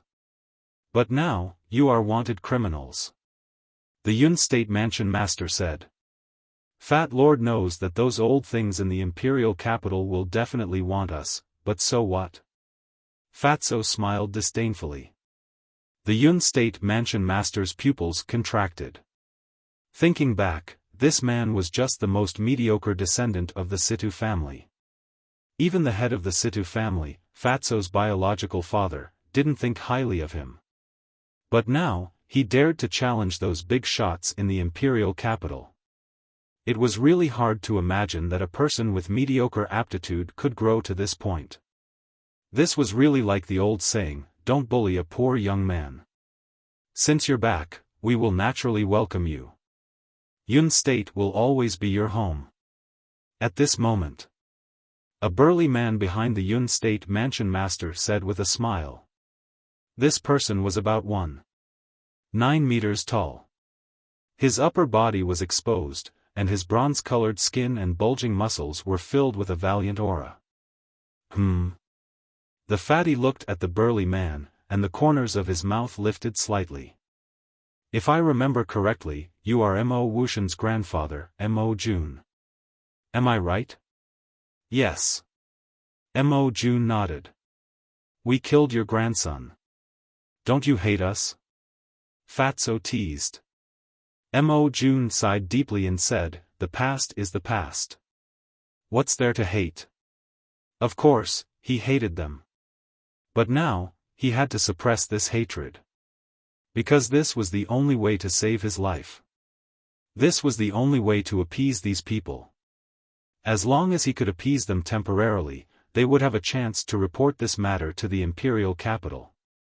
When the people from the imperial capital arrived, the new and old grudges would be settled together. You sound sincere, but why doesn't Fat Lord believe you? Fatso looked at him mockingly. Mo Jun said, it doesn't matter if you believe me or not. I've already let go of this matter. But I haven't. Fatty suddenly roared. Like a mad beast, he stared deadly at the Cloud State Manor's lord and the others. Every time I sleep, I hear the screams and pleas of my clansmen, my father, my mother, my grandfather. Those familiar faces always appear in front of my eyes, their faces are filled with helplessness and unwillingness, they seem to be asking me why the Situ clan is so loyal to Yun State, the Mansion Master, and the Great Qin Empire. But why did they end up like this? Do you know how I've been through all these years? Every day feels like a year, and I'm living a life worse than death. I've been thinking, why is the heavens so unfair? Not only were the good people framed and slaughtered, but they also had to bear the infamy for more than 10 years while the bad people were able to live freely in the world. In the end, I finally found the answer. This is the way of the world. You can't blame others, you can only blame yourself for being too useless. That's why I have to learn to be strong and become stronger. I want to trample all those who humiliated me under my feet. Fatso muttered to himself as a terrifying murderous aura gradually emanated from his body. Looking at Fatso, the Yun State Mansion Master and the 10 great commanders could not help but feel a sense of panic that could not be dispelled. The Yun State Mansion Master said, I'm very sorry about what happened to your Situ clan. But at first, I didn't know it was the He clan who framed you. Then why didn't you investigate clearly before giving the order? Fatso roared. The Yun State Mansion Master panicked. Fat Lord, let me tell you, why didn't you investigate? Because you are the high and mighty Mansion Master, and no matter how strong my Situ clan is, we are just a dog by your side. We are dispensable. Is that right? Fatso said. It's not like that, the Yun State Mansion Master shook his head. If you don't even dare to admit this, what right do you have to sit on the Mansion Master's seat? What right do you have to control the life and death of my Situ clan? You don't know right from wrong and don't understand reason. You bastards, all of you will die today. Fatso was furious, and the aura of a 9-star battle master erupted like a volcano.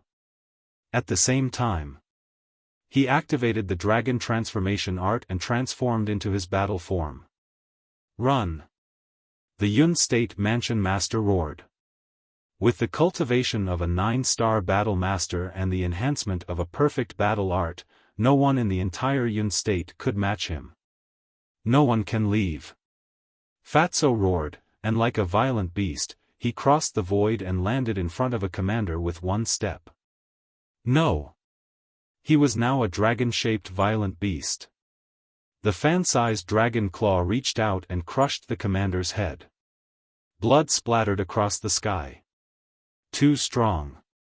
Seeing this scene, the other 9 commanders trembled in fear. Their faces were pale, and they couldn't summon the slightest bit of courage to fight. The souls of my Situ clan need your blood as a sacrifice. Fatso's killing intent erupted. He attacked with both hands and instantly killed 2 more commanders. Blood dyed the void red. This, the people in the city below were scared out of their wits. In their eyes, the 10 commanders were invincible. But at this moment, in front of Situ Tianyu, they were like clay chickens and pottery dogs, unable to withstand a single blow. His strength was too terrifying, wasn't it? How many years had it been, and he had become so strong? How did he do it? Ah! In the blink of an eye, another 6 commanders had lost their lives. Until now, only the Yun State Mansion Master and Mo Jun were still alive. The entire city was dead silent. The Yun State Mansion Master and Mo Jun were also drowned in deep fear. Revenge breeds revenge, when will it ever end? Let go, child. At this moment, a sigh was heard. An old man with mottled white hair flew over from afar and landed in front of Fatty. He looked even older than the Yun State Mansion Master, but his aura was stronger than the Yun State Mansion Master. 9-star Battle Master. You are? Fatso frowned. Chapter 896. So it's you. Fatso suddenly realized and said, Are you planning to help them? The old man said, I won't help anyone, I'm just here to resolve this hatred. The seed of hatred has already sprouted, it's not something you can resolve just because you say so. Fat Lord also wants to ask you, what were you doing when they massacred my Situ family? Since you're so kind, shouldn't you come out and stop them? Fatso said. This old man did stop them, but when this old man received the news and rushed over, it was already too late. The old man sighed. Ridiculous. Fatso was so angry that he laughed and landed in front of Mo Jun. Mo Jun's body and mind tightened. Just as he was about to escape, Fatso's arm shot out and grabbed his neck. Lord, save me. Mo Jun hurriedly called for help. No one can save you now. Fatso sneered and looked at the old man. Back then, you didn't help my Situ family. Now, I advise you, it's best not to interfere. After saying that, his 5 fingers began to close, and Mo Jun gradually entered a suffocating state. Lord, I don't want to die yet, save me. Mo Jun looked at the Yun State Mansion Master and screamed. However, the Yun State Mansion Master did not have any reaction. If there was a way, she would have done it long ago and would not have waited until now. Oh right, I still have a trump card in my hand. Suddenly, she seemed to have thought of something and hurriedly looked at Fatso and shouted, Let him go immediately, or I'll kill Situ Hai. Uncle Hai. Fatso was shocked, he stared at the Yun State Mansion Master and said angrily, What did you do to Uncle Hai? Back then, when you went to the capital, I guessed that this day would come. So I asked Mo Jun to investigate Situ Hai's hiding place. Heaven will not let down those who work hard. Last year, we finally found his whereabouts and found the cemetery where your clansmen were buried. At that time, we caught him.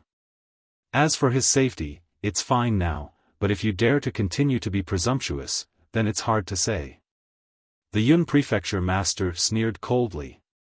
Fatso's eyes darkened as he let go of Mo Jun. Mo Jun immediately ran towards Yun State's manor lord, his entire body drenched in cold sweat. Fatso said, "Hand over Uncle Hai, and Fat Lord will leave your corpses intact. No, you have to promise me that you will never hurt us again and never step into the cloud state again. Then, I will return Situ Hai to you," the governor of Yun State said. Fatso's eyes flickered as he struggled. In the end, he nodded and said, "All right, I promise you. Let him go immediately. It's impossible to release him now. Because I can't believe your words. You guys leave first. Later, I will open the portal and send Situ Hai to the capital of the spiritual state. You guys can go there and find him," the governor of Yun State said. She was also stalling for time. As long as she could trick Qin Feiyang and the others into going to the spiritual state, she would have time to report this to the imperial capital.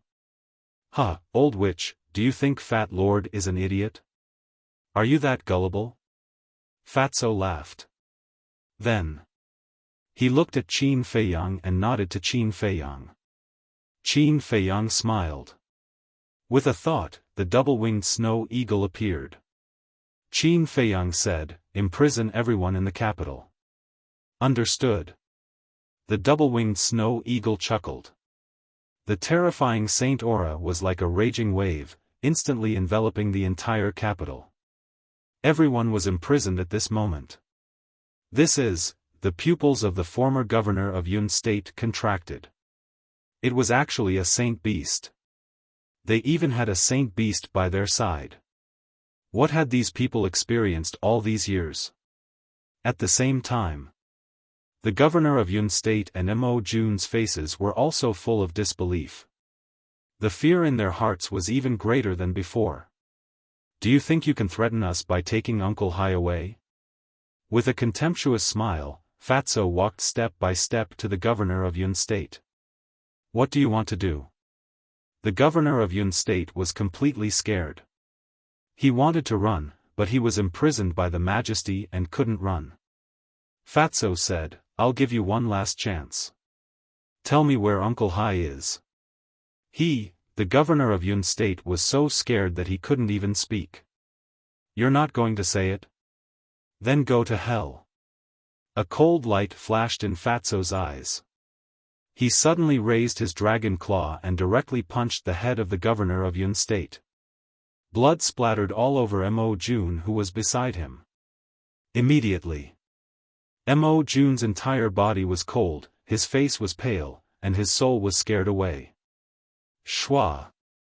Fatso turned to look at Mo Jun and chuckled, "Are you going to say it or not?" That smile, in Mo Jun's eyes, was like the god of death waving at him. I'll say it," facing Fatso's bloody methods, his inner defense finally collapsed. "Where is he?" Fatso asked. "He's in the governor's backyard. We didn't hurt a single hair on him. Instead, we treated him like a guest and treated him well. Can you do me a favor and let me go? I swear, I will be honest in the future and never go against you again." Mo Jun begged. "Don't make it sound so dignified. If it wasn't because Uncle Hai can threaten me, would you treat him well?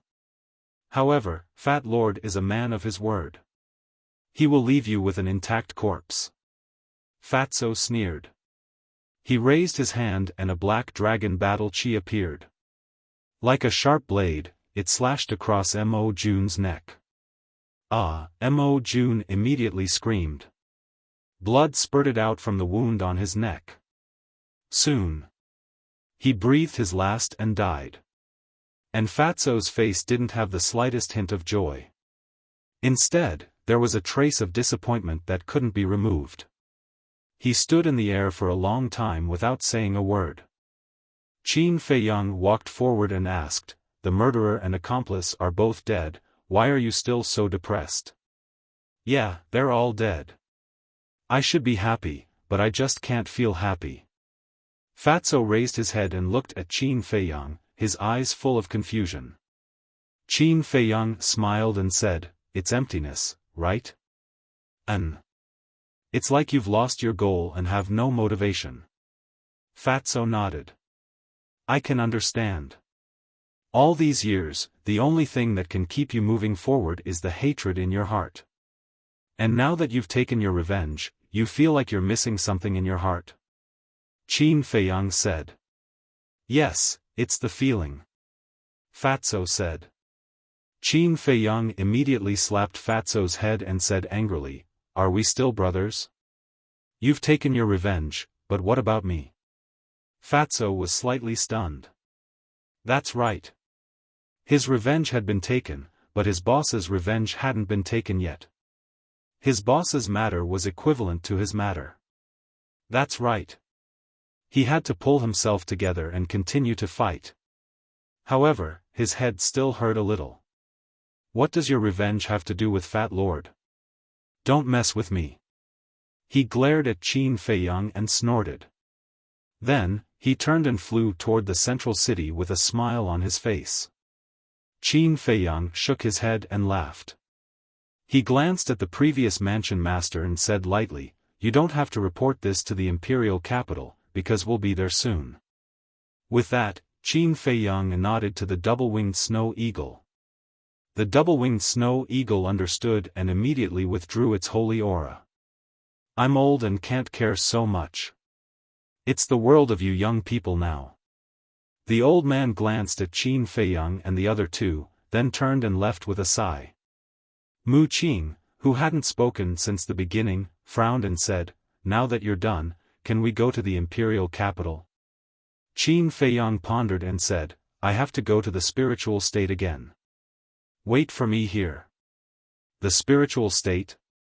Are you crazy? There must be people from the imperial capital in the spiritual state now." Mu Qing said angrily. "I know, but I have to go and find out the situation." After Qin Feiyang finished speaking, he opened a teleportation gate and walked in with large strides. This bastard really does things his own way. Mu Qing was quite angry. "Don't worry, we have to wait until tomorrow to open the portal and return to the Forgotten Continent," the black-robed old man said telepathically. The portal behind him had already been retracted into his body when Fatso went on a killing spree. Mu Qing raised her eyebrows and turned to look at the black-robed old man. She asked in a low voice, "Ancestor, are you okay?" "I'm fine, just overused my divine power. I just need to rest for a while," the black-robed old man said. Mu Qing said worriedly, "Can you take it when we open the portal tomorrow?" The black-robed old man thought for a moment and said, "By tomorrow, my divine power should have recovered a lot. It shouldn't be too big of a problem." "That won't do. Let's stay a few more days. We'll go back when your divine power has completely recovered," Mu Qing said. "Okay, you arrange it." The black-robed old man smiled. From this conversation, it could be seen that this person trusted and doted on Mu Qing a lot. Spiritual State Capital. East City Treasure Pavilion. In a lounge, a dignified woman in white was sitting at a desk with her head lowered and writing something. Swoosh.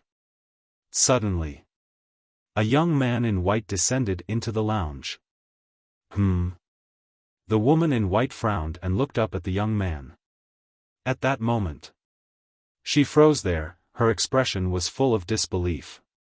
"Aunt Shui, it hasn't been long since we last met. Don't tell me you can't recognize me?" Qin Feiyang grinned. "That's right. This woman in white was Luo Qingzhu's mother, Luo Qianxue. Is it really you?" Luo Qianxue's body trembled. She put down the pen in her hand, looked at Qin Feiyang, and slowly stood up. "It's the real deal," Qin Feiyang said with a smile. Luo Qianxue immediately walked in front of Qin Feiyang. Looking at the familiar but weather-beaten face in front of her, tears couldn't help but fall from her eyes. That was the love and care of a mother for her son. But suddenly, Luo Qianxue seemed to have thought of something and bowed. "Greetings, Your Highness." "Aunt Shui, what are you doing?" "I already said that in front of you, I am your son." Qin Feiyang quickly bent down and helped Luo Qianxue up. Okay. No matter what, as long as you come back safely." Luo Qianxue was very happy and excited. She took Qin Feiyang's hand and walked to the side of the coffee table to sit down. "Feiyang," Luo Qianxue was about to ask something when Qin Feiyang shook his head and said, "Aunt Shui, I can't stay too long this time.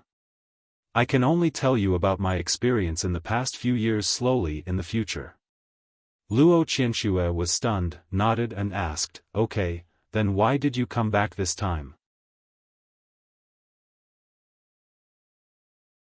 Chapter 897. It's true. Luo Qianxue nodded.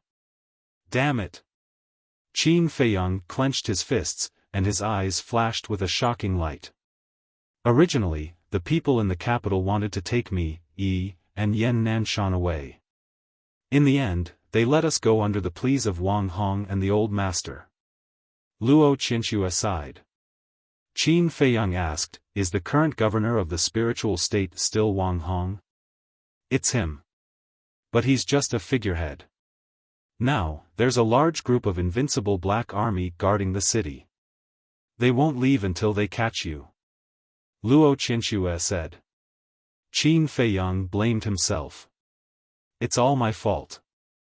"Don't say that. Whether it's me or the old master, we all treat you as our own child. As long as you're fine, we'll be at ease." Luo Qianxue patted the back of Qin Feiyang's hand and comforted him. "But Aunt Shui, I can't be at ease." Qin Feiyang lowered his head, his face full of pain. If Luo Qianxue scolded him or beat him up, he would feel better. But the more she did, the more guilty he felt. "Okay, don't blame yourself. Life is short. What you need to do now is to stay alive. Only when you're alive will there be hope." Luo Qianxue touched Qin Feiyang's head dotingly and said, "Okay." Qin Feiyang nodded, suppressed his emotions, and asked, "Where's Yin Yuanming? Why don't I see him?" "He's at the auction house. If you want to see him, I'll call him over now," Luo Qianxue said. "No need. The fewer people who know about my return, the better." Qin Feiyang waved his hand and smiled. After a moment of silence, he asked, "How's Yi?" "That girl is working very hard. Since you left, she has been in seclusion. Now, it's said that she has suddenly become a 9-star combat emperor. Oh right, there's another little girl. She's on very good terms with Yi now. Yan Nanshan likes her a lot too. I asked Yan Nanshan last time. He said that the girl was your little girlfriend. Is that true?" Luo Qianxue looked at Qin Feiyang curiously. "Little girlfriend?" Qin Feiyang was stunned. Why didn't he know that he had a little girlfriend? Suddenly, a peerless beauty appeared in his mind, and he hurriedly asked, "What's her name? What does he look like?" "She's called you, She has long golden hair and always wears a light golden dress. Anyway, she's very pretty," Luo Qianxue said. "That's her." Qin Feiyang smiled bitterly. "Is she really your little girlfriend?" Luo Qianxue was surprised. "I guess so." Qin Feiyang sighed deeply and asked, "Is she also in the temple?"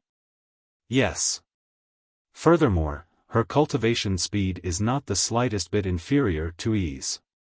Right now, she and Yi are known as the twin prides of the inner palace," Luo Qianxue said. "What's the point of this?" Qin Feiyang sighed inwardly. The person that Luo Qianxue was talking about was definitely the mermaid princess. In order to follow in his footsteps, she actually left the Sea of Despair. Didn't she know how dangerous it was for people on land? If her identity was exposed, not only would she suffer, but the entire mermaid clan would also be implicated. Was it worth it to take such a huge risk for him? What a silly woman. I can't tell. He's usually an honest child, but he's actually hiding a little beauty in the dark.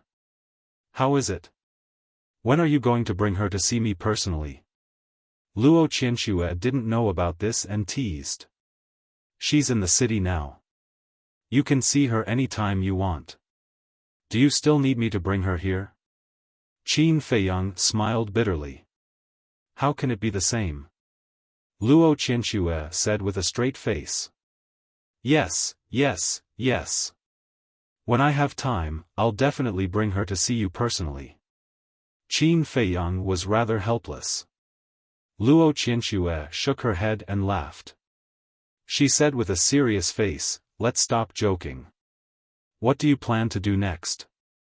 Qin Feiyang said, I'll go to the imperial capital later and see if I can save my mother.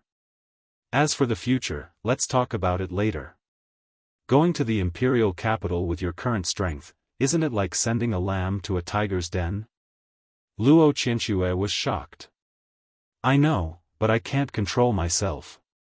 If I don't go, I'm afraid I can't cultivate in peace. Qin Feiyang said. Luo Qianxue fell silent. After a long while, she smiled and said, if you want to go, then go. But remember, you must survive. Okay. Qin Feiyang nodded. He took a deep look at Luo Qianxue and stood up resolutely. He opened the portal and left. Yunzhou. In the sky above the city. Fatso had already returned. Beside him was a skinny old man in black. It was Situ Hai. Greetings, Your Highness. Seeing Qin Feiyang appear, Situ Hai immediately bowed. Back then, when he learned that Qin Feiyang was the son of the emperor, he was also greatly shocked. It was only then that he understood why Fatso would follow this person so loyally. Qin Feiyang smiled and said, I'm no longer Your Highness. Elder, you don't have to be so polite. No, no, no. Even if you're no longer Your Highness now, I should thank you for taking care of Tianyu all these years. Situ Hai said. Qin Feiyang smiled and didn't say anything else. Can we go now? Mu Qing looked at them and said impatiently. Let's go. Qin Feiyang said. Wait. Situ Hai quickly reached out his hand and turned to Fatso. He said, Tianyu, come with me. I want to talk to you privately. Okay. Fatso nodded and followed Situ Hai to the side. Situ Hai turned around and glanced at Qin Feiyang. He said through voice transmission, Tianyu, I know there are some things that I can't say, but I really can't hold it in. What? Fatso was puzzled. Although everything you have today is because of Qin Feiyang, you've been at his beck and call all these years. It can be said that you've repaid him a lot. Situ Hai thought to himself. Fatso raised an eyebrow and said, what are you trying to say? What I'm trying to say is that now that he's going against the emperor, he won't have a good ending. It's best that you leave him.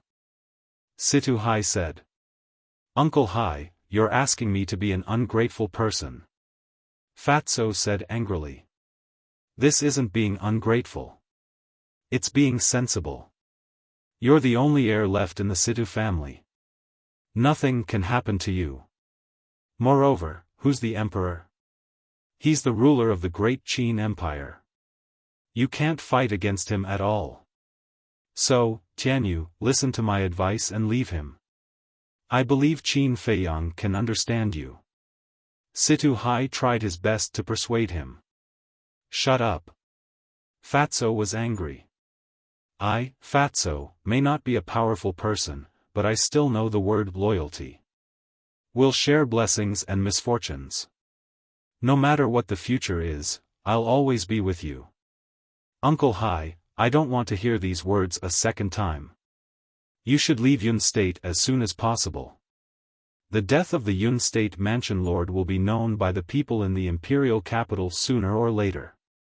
When they investigate, you'll be the first to be taken away." After Fatso finished speaking, he turned around and walked toward Qin Feiyang. There was a trace of disappointment in his eyes. He was disappointed in Situ Hai. Sigh. What a silly boy. Situ Hai let out a long sigh and didn't send Fatso and Qin Feiyang off.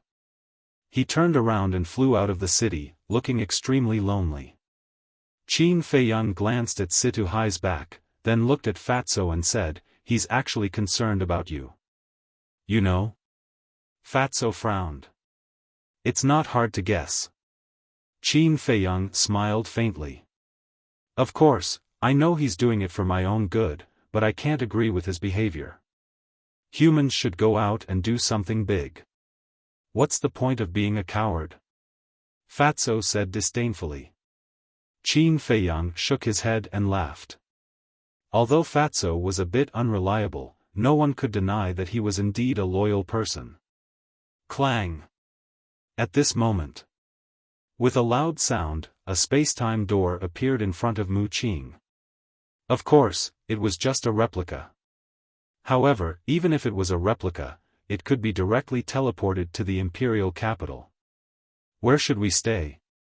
Mu Qing looked at Qin Feiyang and asked through voice transmission. Qin Feiyang said, "We definitely can't stay in the imperial capital.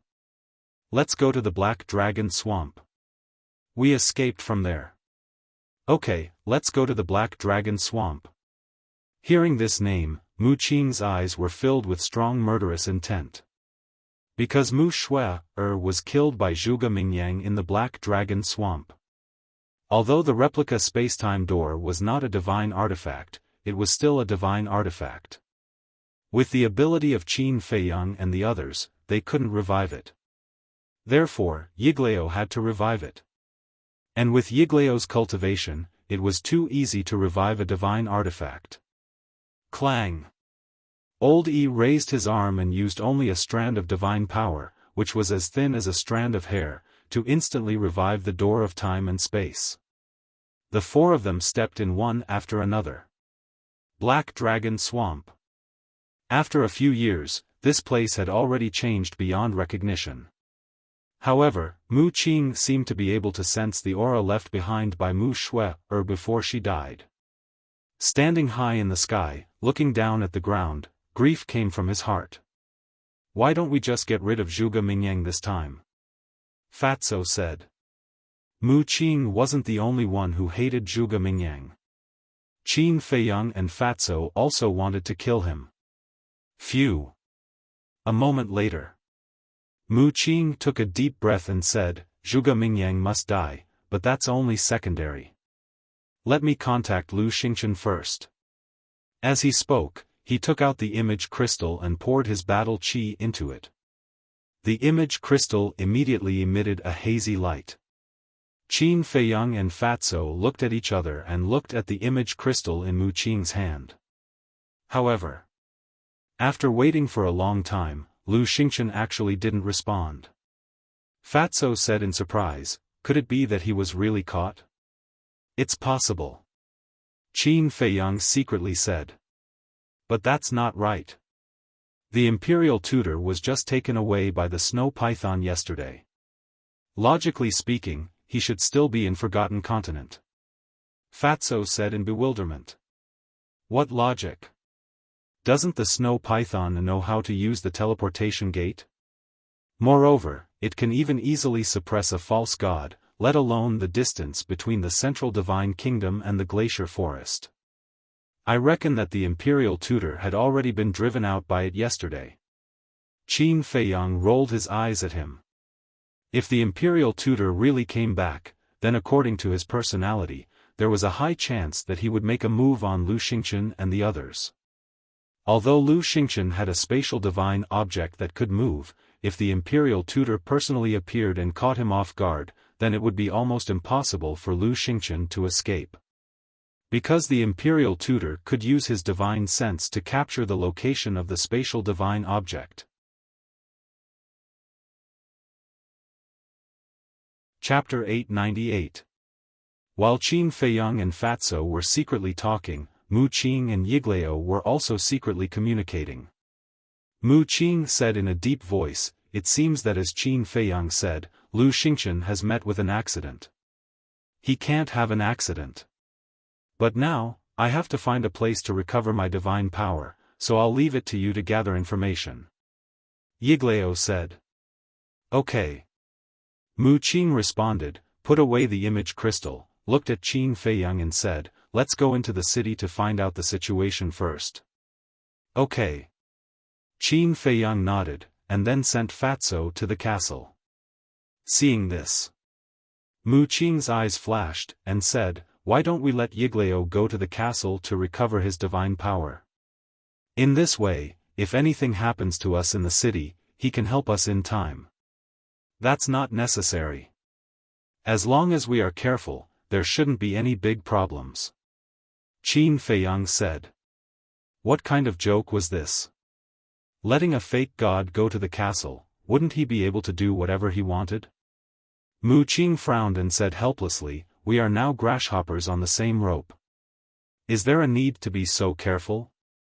Qin Feiyang said with a faint smile, "It's hard to know what's in a person's heart. It's better to be careful."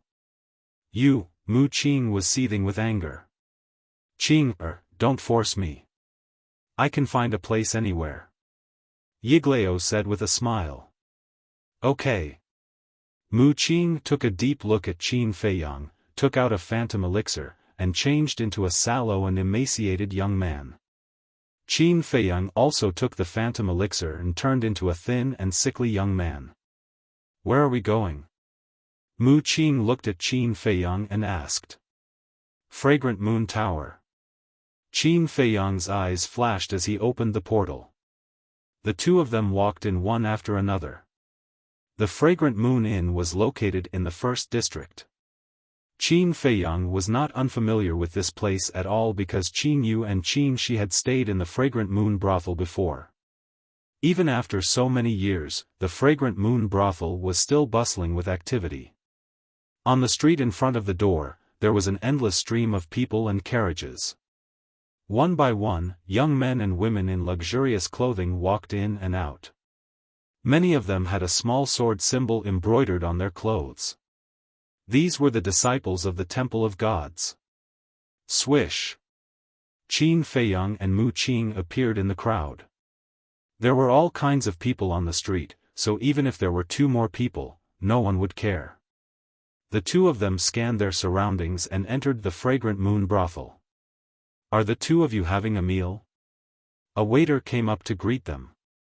He looked at Qin Feiyang and Li Wuyo with a lukewarm attitude. Their current appearances were too ordinary. It was hard to believe that they could spend money in a high-end restaurant like the Fragrant Moon brothel. "Let's eat." Qin Feiyang smiled faintly. "Come with me." The waiter glanced at the two of them and then led them to a corner of the lobby. Although the two of them looked poor, one couldn't judge a book by its cover after all. Besides, although the Fragrant Moon brothel was not a super force, it had a certain reputation in the capital. No one dared to dine and dash here. At the same time, Qin Feiyang was also scanning the people in the lobby. Although it was still morning, there were many people drinking and chatting here. However, the topics they discussed were basically trivial matters that didn't have much value. As they walked, Qin Feiyang suddenly noticed that there were two young men sitting opposite each other at a table. Both of them had outstanding appearances and extraordinary temperaments. One of them was quite tall, about 1.9 meters. The other was slightly shorter, about 1.75 meters. There was a small sword symbol on their chests. It was obvious that they were both disciples of the Divine Hall. Beside the two of them, there was a table that was empty. No one was sitting at it. Qin Feiyang's eyes flashed. He pointed at the table and smiled. "Let's sit there." Mu Qing glanced at the table and then looked at the two disciples of the Divine Hall next to it. He immediately understood Qin Feiyang's intention. He shrugged and said indifferently, "Anything is fine." The waiter led the two of them over. "What would you like to order?" After Qin Feiyang and Mu Qing took their seats, the waiter asked with a smile. Qin Feiyang smiled and said, "2 pots of wine first and a few dishes to go with the wine." "That's all." "Okay. Wait a moment." The waiter shouted, then turned around and ran away in a hurry. Mu Qing glanced at the 2 disciples of the Divine Hall and then looked at Qin Feiyang. He smiled and said, "I haven't been to the capital for many years. I wonder if there have been any changes." As he spoke, he winked at Qin Feiyang. Qin Feiyang understood and whispered, "I heard that all the princes were killed. I don't know if it's true or not." Although he deliberately lowered his voice, the 2 disciples of the Divine Hall next to them still heard it clearly. The 2 of them couldn't help but turn to look at Qin Feiyang and Mu Qing, frowning slightly. Qin Feiyang and Mu Qing pretended not to see it and continued their discussion. After a while, the waiter brought 2 pots of wine and 4 dishes. He put them on the table and then turned to leave. The 2 disciples of the Divine Hall were still paying attention to Qin Feiyang and Mu Qing. Qin Feiyang and Mu Qing looked at each other with an imperceptible smile in their eyes. Then, the 2 of them drank and discussed as if nothing had happened. "You two, just have a few words. Don't keep talking." The short young man finally couldn't help but turn to Qin Feiyang and Mu Qing and whispered. Qin Feiyang and Mu Qing looked at the man suspiciously. The short young man said, "I'm doing it for your own good. If you continue to talk, you may die." Qin Feiyang and Mu Qing looked at each other, their eyes full of surprise and doubt. Mu Qing whispered, "Brother, what do you mean?" The tall young man rolled his eyes and said, "It means that the topic you are talking about is already a taboo in the capital."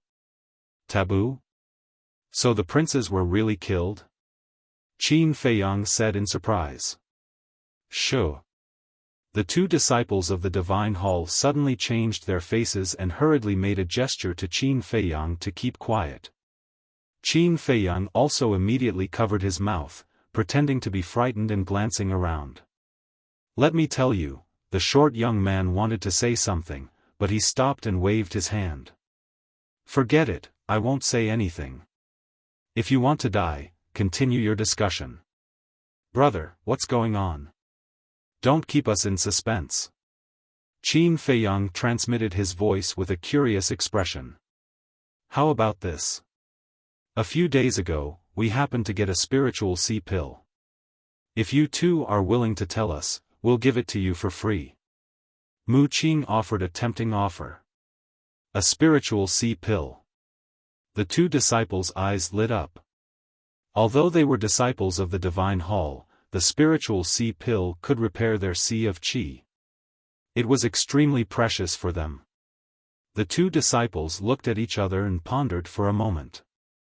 The tall young man asked, "Do you really have a spiritual sea pill?"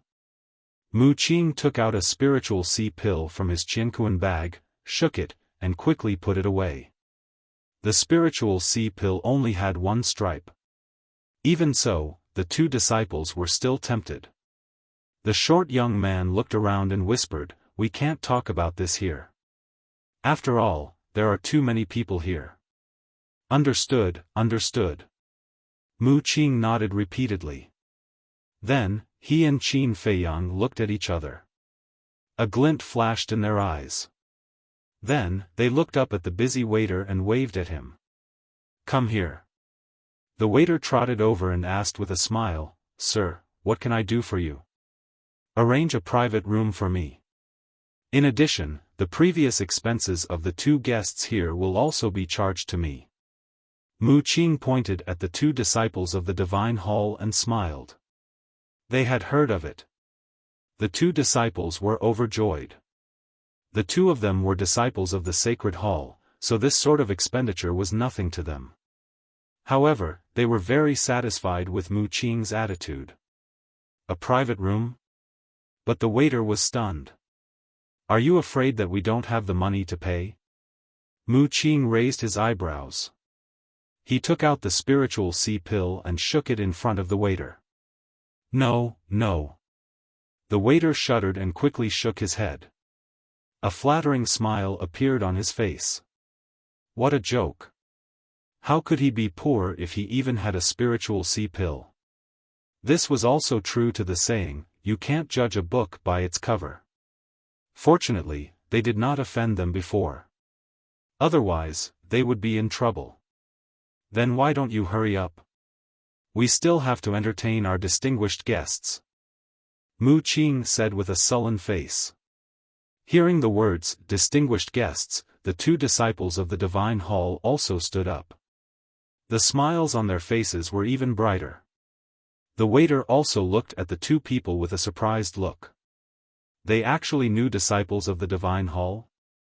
All the more reason to treat them with respect. For young masters, please follow me. The waiter smiled flatteringly and quickly led the four people upstairs. Soon, they entered a private room on the fourth floor. Qin Feiyang said a few words to the waiter and then let him leave. Mu Qing immediately took out the spiritual sea pill and handed it to the two people with both hands. The short young man took it with a smile. He shook his head and said with a smile, "I didn't know that the two of you were rich." Rich? Qin Feiyang and Mu Qing looked at each other. However, with their wealth, they were indeed worthy of the title of local tycoons. Please sit down. Qin Feiyang stretched out his hand and said with a smile. The four people sat in a circle. After a while, the waiter brought 4 jars of the fragrant Moon restaurant's best wine and more than a dozen delicious dishes. How generous! The two disciples of the divine hall looked at the dishes on the table and laughed happily. The dishes on the table were estimated to cost at least hundreds of thousands of gold coins. Come, come, come. Don't be polite. Let me propose a toast to the two of you. Next. Qin Feiyang and Mu Qing did not ask anything. They just drank with the two of them. After the 4 jars of wine were finished, they ordered another 4. In the end, the two disciples of the divine hall were a little drunk. It was also at this moment that Qin Feiyang and Mu Qing looked at each other. A cunning smile flashed across their eyes. Qin Feiyang asked calmly, "Brothers, are the princes really dead?" Dead. The eldest prince, the second prince, and the 15th prince are all dead. They were killed by a man named Qin Feiyang. Feng Yun and Lin Dian, the 2 sons of Marquis, also died in his hands. He is really a killer. By the way, do you know who Qin Feiyang is? He is the 14th prince who was destroyed and expelled from the imperial capital. A few years ago, he came back to take revenge. It is said that he even fought with the emperor. He is extremely cruel. Now, only a group of princesses are left in the imperial palace. But I heard that His Majesty and Empress gave birth to a Ryuko last year. Chapter 899. Another Ryuko? Qin Feiyang furrowed his brows. Mu Qing was also a little surprised. She smiled secretly and said, "Congratulations, you have another brother, and he is your biological brother from the same father and mother."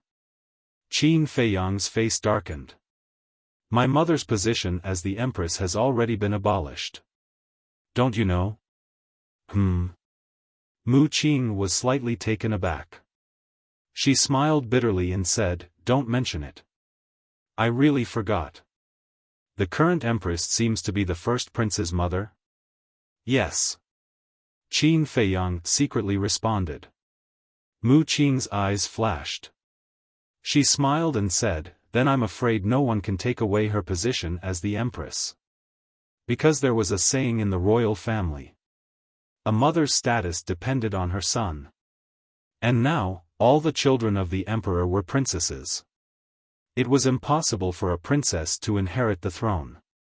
So, the Ryuko born by the emperor and empress would definitely be the future crown prince. If there were no accidents, he would definitely become the future emperor of the great Qin Empire. Qin Feiyang glanced at Mu Qing. A cold light flashed in his eyes. It's still too early to talk about this. Then I'll wait and see. Mu Qing smiled secretly.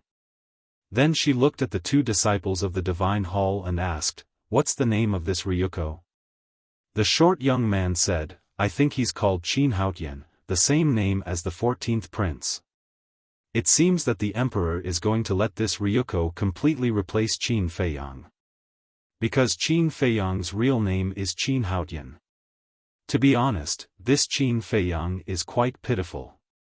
As the former top genius of the imperial capital, even Zhuge Mingyang's halo was overshadowed by him.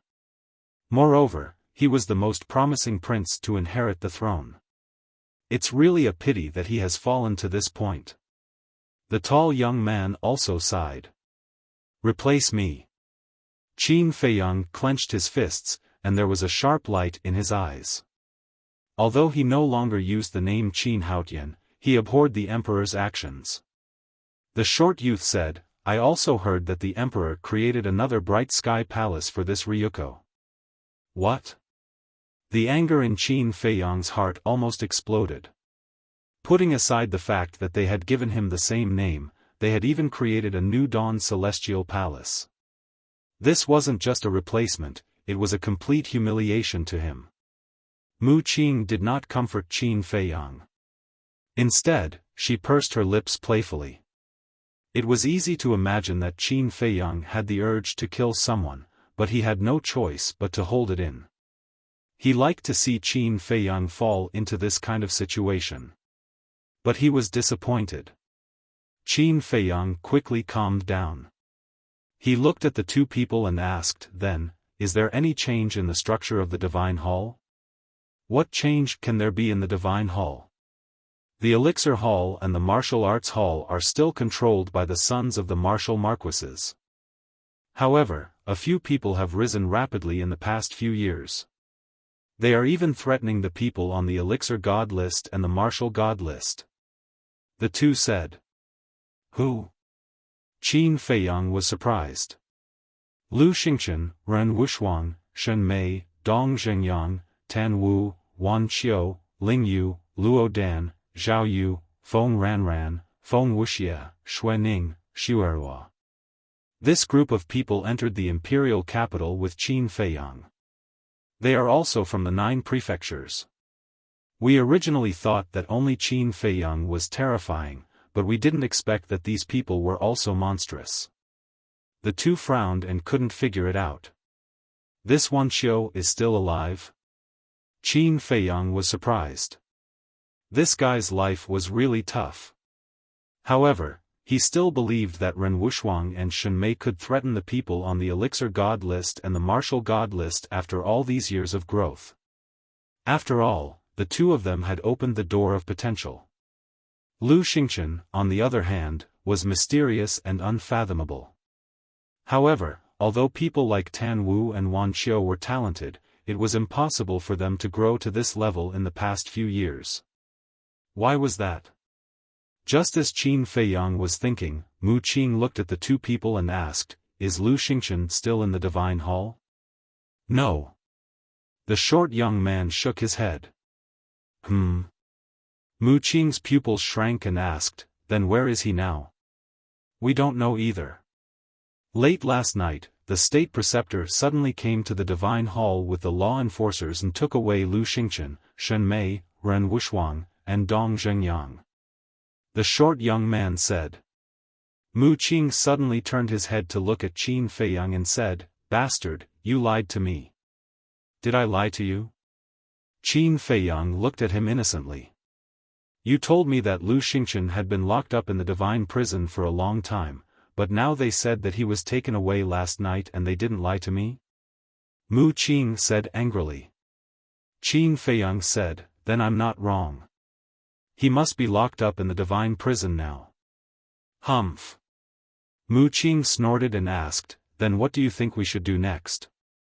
Qin Feiyang pondered for a while and said, we can only think of a way to sneak into the back mountain of the Imperial Palace and see if we can enter the divine prison. Not to mention the back mountain, even if it's the gate of the Imperial Palace, with our current ability, we can't sneak in. Mu Qing said in a deep voice.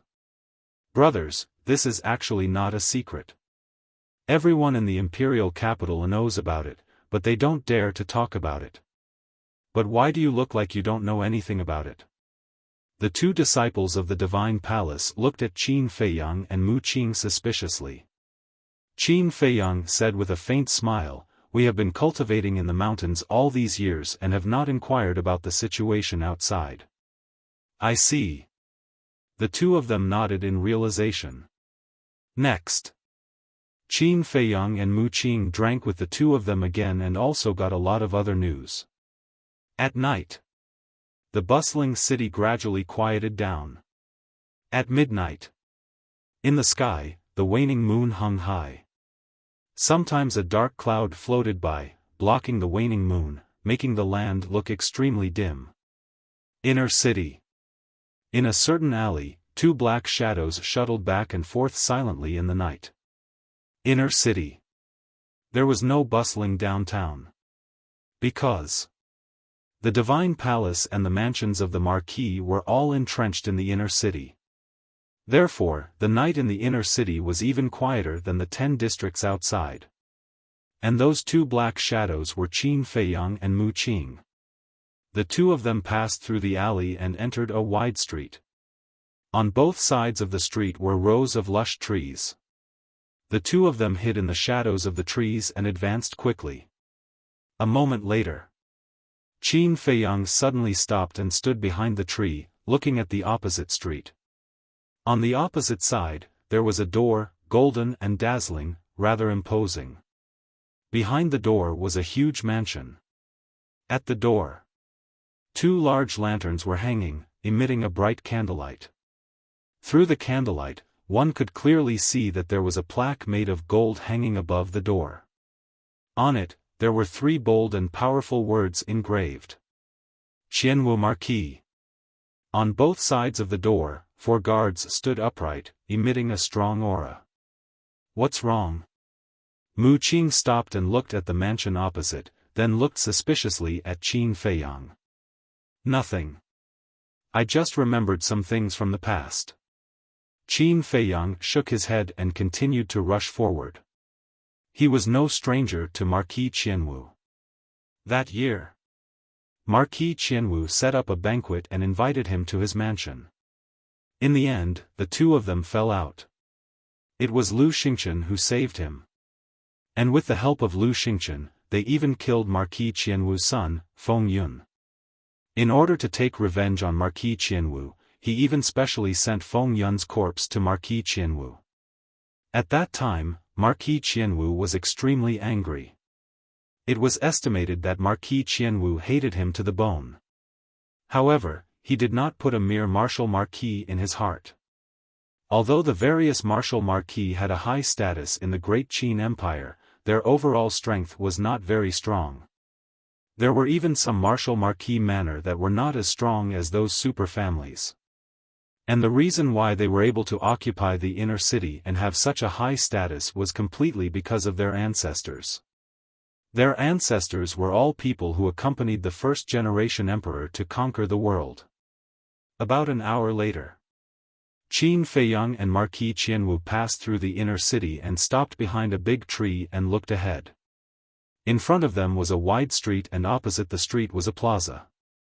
The plaza was very big and brightly lit, but there was no one in sight. And at the end of the plaza, there was a tall city wall. The city wall was completely black and tens of meters tall. It emitted a cold aura like a black python that extended to the ends of the earth. And in the middle of the plaza, there was a city gate with 2 grand words above it. Imperial Palace. That's right. This was the gate of the Imperial Palace. But at this moment, the city gate was tightly shut and there were 10 black armored guards standing on both sides. It was the invincible Black Army. Judging from the aura they emitted, they were all battle saints. Moreover, on the city wall, there was an invincible black army soldier every 5 meters. And in the middle of the city gate, one could clearly see a tall and sturdy man sitting cross-legged. He was also wearing black armor, but the aura he emitted was more than 2 times stronger than the other soldiers of the invincible black army. Do you see that? With such tight security, even a fly can't fly in, let alone 2 people like us. Mu Qing glanced at the gate of the imperial palace and said in a deep voice. Qin Feiyang remained silent and looked at the tall and sturdy man. Did you hear what I said? Mu Qing frowned and looked in the direction of Qin Feiyang's gaze. His body trembled slightly and he said to himself, who is he? The deputy commander of the invincible black army. Qin Feiyang said. Mu Qing rubbed his forehead and said, the deputy commander is personally guarding the gate of the imperial palace. The chances of sneaking in are even slimmer. You're right. It's impossible to sneak in. We have to think of another way. Qin Feiyang said in a low voice. The guards at the gate of the imperial palace were not the scariest thing. The scariest thing was the back of the mountain. Because the Kirin army was guarding the back of the mountain. The Kirin army was even stronger than the invincible black army. The Kirin army, suddenly. Qin Feiyang seemed to have thought of something and his eyes shone with a thoughtful light. I've got an idea. After a while. Qin Feiyang withdrew his gaze and turned to look at Mu Qing with a smile. What idea? Mu Qing looked at him expectantly. In the back of the imperial palace, other than the emperor and the state preceptor, the commander and deputy commander of the Kirin army can also enter freely. And they don't have to report to anyone. If we can persuade one of them, it will be easy to enter the back of the mountain. Chapter 900. Convince them?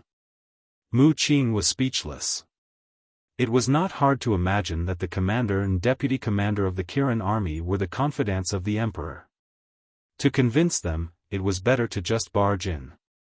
Qin Feiyang laughed. I know it will be hard to convince them, but I am confident. Are you sure? Although Qin Feiyang looked confident, Mu Qing was still doubtful. Follow me. Qin Feiyang turned and walked down the left side of the street. Mu Qing chased after him and asked suspiciously, where are we going? The commander and deputy commander of the Kirin army, although they have been staying in the imperial palace, they still have family. Qin Feiyang said. So that's how it is. Mu Qing nodded. After about 100 breaths, the two of them entered an alley and entered the opposite street. Then Qin Feiyang stopped in the middle of the street and looked around. One after another, huge mansions, were situated on both sides of the street in picturesque disorder, but they were all Wuhou government. Mu Qing stood silently at the side, seeing Qin Feiyang not moving, she frowned. Do you remember? I went there a few times when I was young, it should be around here. Qin Feiyang muttered. When you were young? Mu Qing's forehead was filled with black lines. When Qin Feiyang was young, it was before he was 10 years old. After so many years, everything had changed, how could she find it? This bastard, he was indeed unreliable. I remember, the commander's mansion of the Kirin army is beside a crossroad. On both sides of the mansion's door, there are 2 stone-carved taotai. Qin Feiyang said. Crossroad, taotai. Mu Qing scanned the 2 sides of the street, pointed to the right, and said, there is a crossroad there. Let's go and take a look. Qin Feiyang said. The two of them silently sneaked over. Before they even got close, they saw 2 taotai statues in front of the gate of a mansion. The 2 stone sculptures were vivid and lifelike. Their mouths were wide open and their eyes were glaring furiously, exuding a menacing aura. Right here. Qin Feiyang stopped under a big tree on the side of the street. Like a ghost, he looked at the mansion across the street. There were 4 guards standing guard in front of the door. They were all dressed in black, and their eyes were looking straight ahead. His aura wasn't very strong. He was a 5-star war ancestor. Above the door, there were 6 large golden words. The Kirin Army Commander's Office. Every stroke of the words was like an iron hook, emitting a shocking murderous aura. Mu Qing swallowed and sent a voice transmission. How's the commander's cultivation? I don't know. But one thing is for sure, it's definitely a battle emperor. So, remember to be careful. Qin Feiyang secretly warned. Mu Qing nodded. However, as if he suddenly thought of something, his expression changed slightly, and he said in surprise, "Are you going to break in like this? Do you think I'm stupid?" Qin Feiyang rolled his eyes at him. Although the Qilin army's commander wasn't in the mansion, one didn't need to think to know that there was definitely a powerhouse keeping watch inside the mansion. Breaking in like this was simply courting death. Then what are you going to do? Mu Qing asked. I remember that the Kirin army commander has a daughter who is about the same age as me. What's her name? I don't have a deep impression. I forgot. In short, if we can get her, the Kirin army commander will naturally take the initiative to come to us. I just don't know if she's in the mansion now. Qin Feiyang said. Mu Qing's eyes lit up, and he asked, do you still remember where she lives? I've only met her a few times. How would I know where she lives? Qin Feiyang rolled his eyes at him. Mu Qing said, then let's sneak in first, and then slowly look for her. Qin Feiyang glanced at the wall of the mansion, and then looked at the 4 guards at the door, and whispered, be careful. Don't let them find us. Mu Qing nodded. The 2 of them slowly retreated. They didn't stop until they were out of the sight of the 4 guards. Then, the 2 of them quietly rushed to the opposite side of the street and came to the bottom of the wall. Mu Qing directly prepared to climb over the wall without saying a word. What's the hurry? Let's observe first. Qin Feiyang pulled him down, and then jumped up, holding the edge of the top of the wall with both hands, and craned his head to look inside. What came into sight was a garden with lush vegetation and hundreds of flowers in full bloom, filling the air with a strong floral fragrance. There were also several rockery and a clear stream. The stream flowed slowly, making splashing sounds. On the narrow path in the garden, there were black-clothed guards standing there. Judging from their auras, the lowest cultivation level was a 5-star war master. Mu Qing also jumped up and looked inside. His eyes swept across the guards, and his pupils contracted slightly as he sent a sound transmission. This is too much. According to his calculations, there were no less than 20 guards in the garden in front of him. Basically, there was a sentry every 3 steps and a sentry every 7 steps. That's why I asked you to observe first. If you were to climb in like you did just now, you would definitely be discovered. Qin Feiyang thought.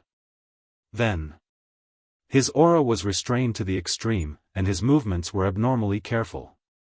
He climbed up the wall and gently landed on the grass below. Mu Qing also climbed in, and was also extremely careful. Even his breathing and heartbeat were controlled to the minimum. Then, the 2 of them hid behind a small tree and looked at the guards. Mu Qing thought, we haven't been discovered, let's go. The 2 of them were about to take a step forward. But suddenly, from the small tree in front of them, 2 green lights shot out. Immediately, the 2 of them couldn't help but feel a chill run down their spines. They didn't even have time to see what the green light was before they hurriedly retreated. Who is it? It was also because their movements were too big that they alarmed the guards. They all turned their heads to look at the 2 of them. Who are you? What's your purpose in sneaking into the commander's mansion? More than 10 guards immediately cut through the air and surrounded Qin Feiyang and Mu Qing. Damn it! Qin Feiyang and Mu Qing glanced at the guards, their faces extremely gloomy. They had just snuck into the mansion and were actually exposed. It was really a bad start. Hurry up and report your names. Seeing that Qin Feiyang and Mu Qing were silent, one of the guards shouted sternly. At this moment, the commotion here also alarmed the guards further away. They all rushed over with incomparably sharp gazes. Shua! It was also at this moment. The two green lights stopped in the air. They were actually two small green snakes. They were very small, about the size of chopsticks. The snakes flicked their tongues and were as green as jade. If they blended with the leaves and grass, it would be impossible to detect them. On the surface, these two small snakes didn't seem to be a threat at all. Spirit snake. But when Qin Feiyang and Mu Qing saw the true appearance of the small snakes, their expressions changed drastically. The phantom serpent was an extremely rare and terrifying beast. But what was terrifying was not their strength but their physical characteristics. Not only were they small, but they could also change the color of their skin according to the changes in the environment. In short, they were just like chameleons. However, this was only a secondary matter. The most terrifying thing about them was that they didn't have any smell at all. For example, other snakes would emit a fishy smell. Not to mention snakes, even other ferocious beasts, or even humans, would more or less have some scent on them. But Spirit Snake didn't have it at all. Moreover, not only did they have no smell, but they also didn't have any aura. It wasn't because they had restrained their aura, but because they were born without it, and it had nothing to do with their cultivation.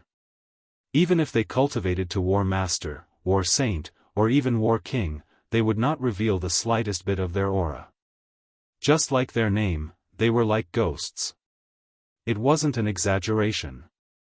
If they didn't appear on their own, even if they were under your feet, you wouldn't notice them. Mu Qing's face was gloomy to the extreme, his eyes were filled with anger, and he thought to himself, why didn't you say earlier that there was a spirit snake here? When I came here when I was young, I never heard of a spirit snake. Qin Feiyang sent a sound transmission, and also felt a headache coming on. The spirit snake's attack power wasn't high, but they were colorless and odorless, and were good at camouflage. Although their venom wasn't fatal, it could numb one's nerves. It could be said that they were natural guardians. This Kirin army commander was also smart, to actually let them guard the mansion. Then what should we do now? Mu Qing was burning with anxiety. It was no longer realistic to hide in the castle at this time.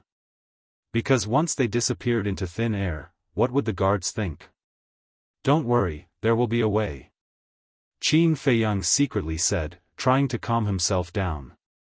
Don't think that you can get away with it if you don't say anything.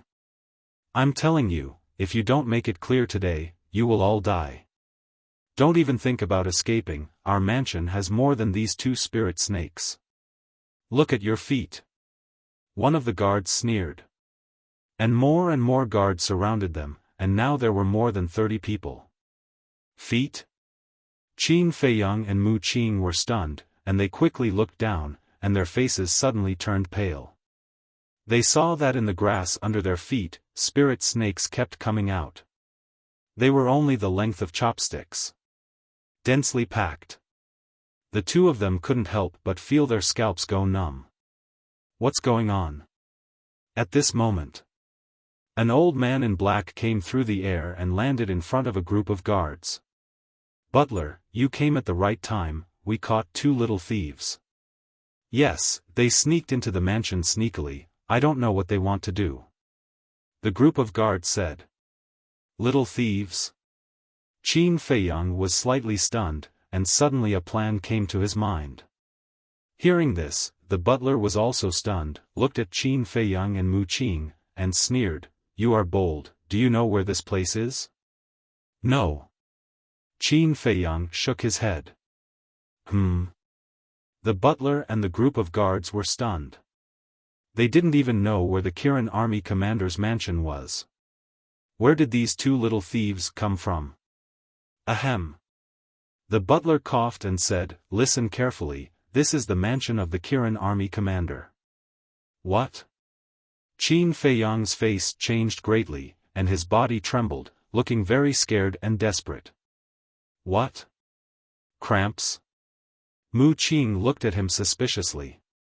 Screw you. If you want to live, do it with me. Qin Feiyang cursed secretly. What was this guy thinking? Couldn't he tell that he was pretending? Chapter 901. Looking at the appearance of Qin Feiyang and Li Yunhong, the butler frowned. They really didn't know? The housekeeper said in a deep voice, then why did you sneak in? Qin Feiyang stammered. Tell me. The housekeeper shouted sternly. Qin Feiyang said, we came in to see if there is anything valuable. Hearing that, the housekeeper and a group of guards looked at each other. It should be known that the status of the commander of the Kirin army in the capital, even Marquis, had to be respectful to him. These two little thieves actually dared to come here to steal. Their guts were too fat. Your cultivation is not weak.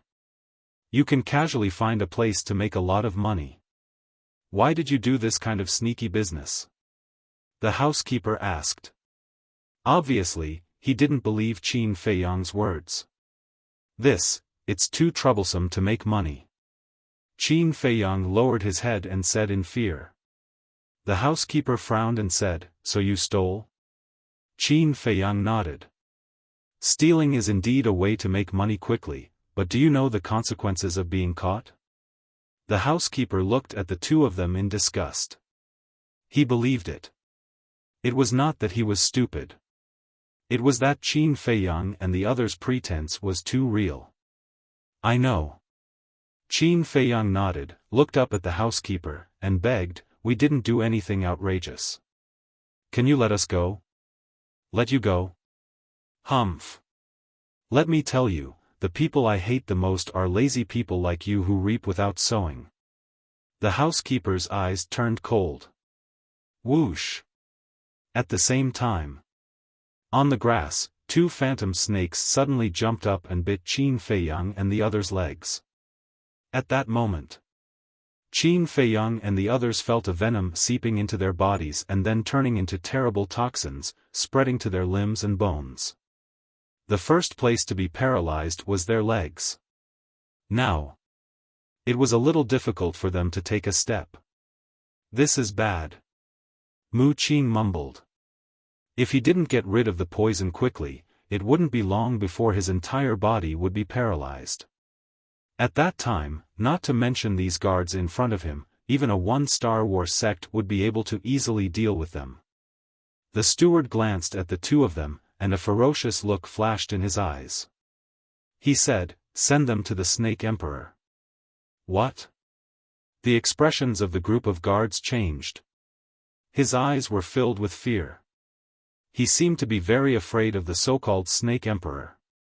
Four bodyguards stepped forward and escorted Qin Feiyang and Qin Haodong out of the garden.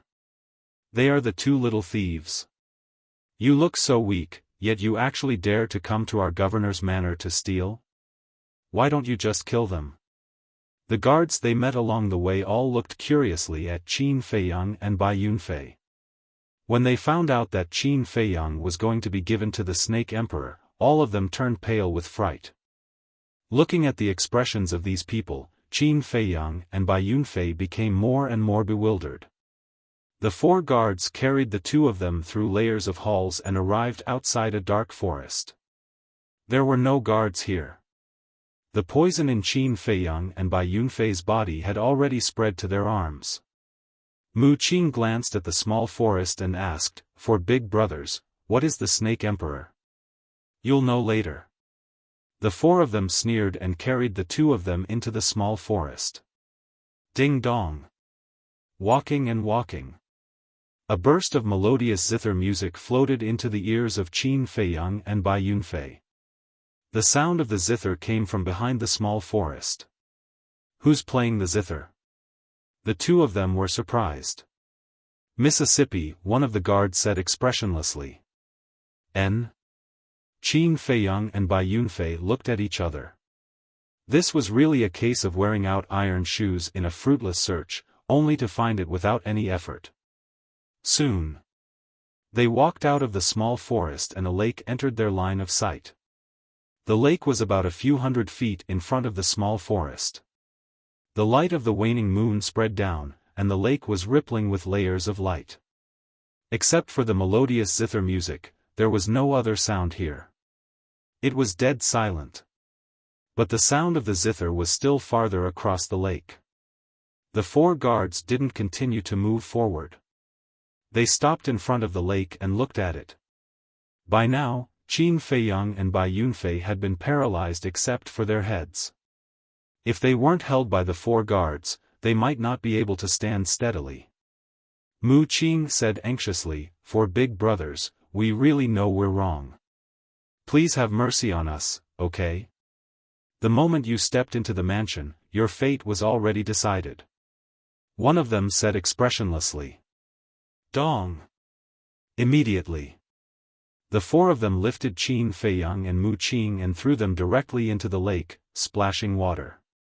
Then, the 4 guards turned around and left quickly. They looked very anxious. They felt that there was a man-eating beast lurking in the lake. In the lake, the lake water was very clear, but a little cold. Qin Feiyang and Bai Yunfei's bodies were paralyzed and kept sinking. "Bastard, why don't you think of a way?" Mu Qing secretly transmitted her voice and glanced below vigilantly. Her face was full of anxiety. Without a doubt, the Snake Emperor must be in this lake. Splash! Before her voice died away, at the bottom of the lake below, a shocking undercurrent emerged. Qin Feiyang and Bai Yunfei were shocked. They hurriedly looked down and were dumbfounded. Although there was an undercurrent below, they didn't see any trace of a beast. And they didn't sense the aura of a beast. What's going on? The 2 of them were surprised. The undercurrent was getting fiercer and fiercer.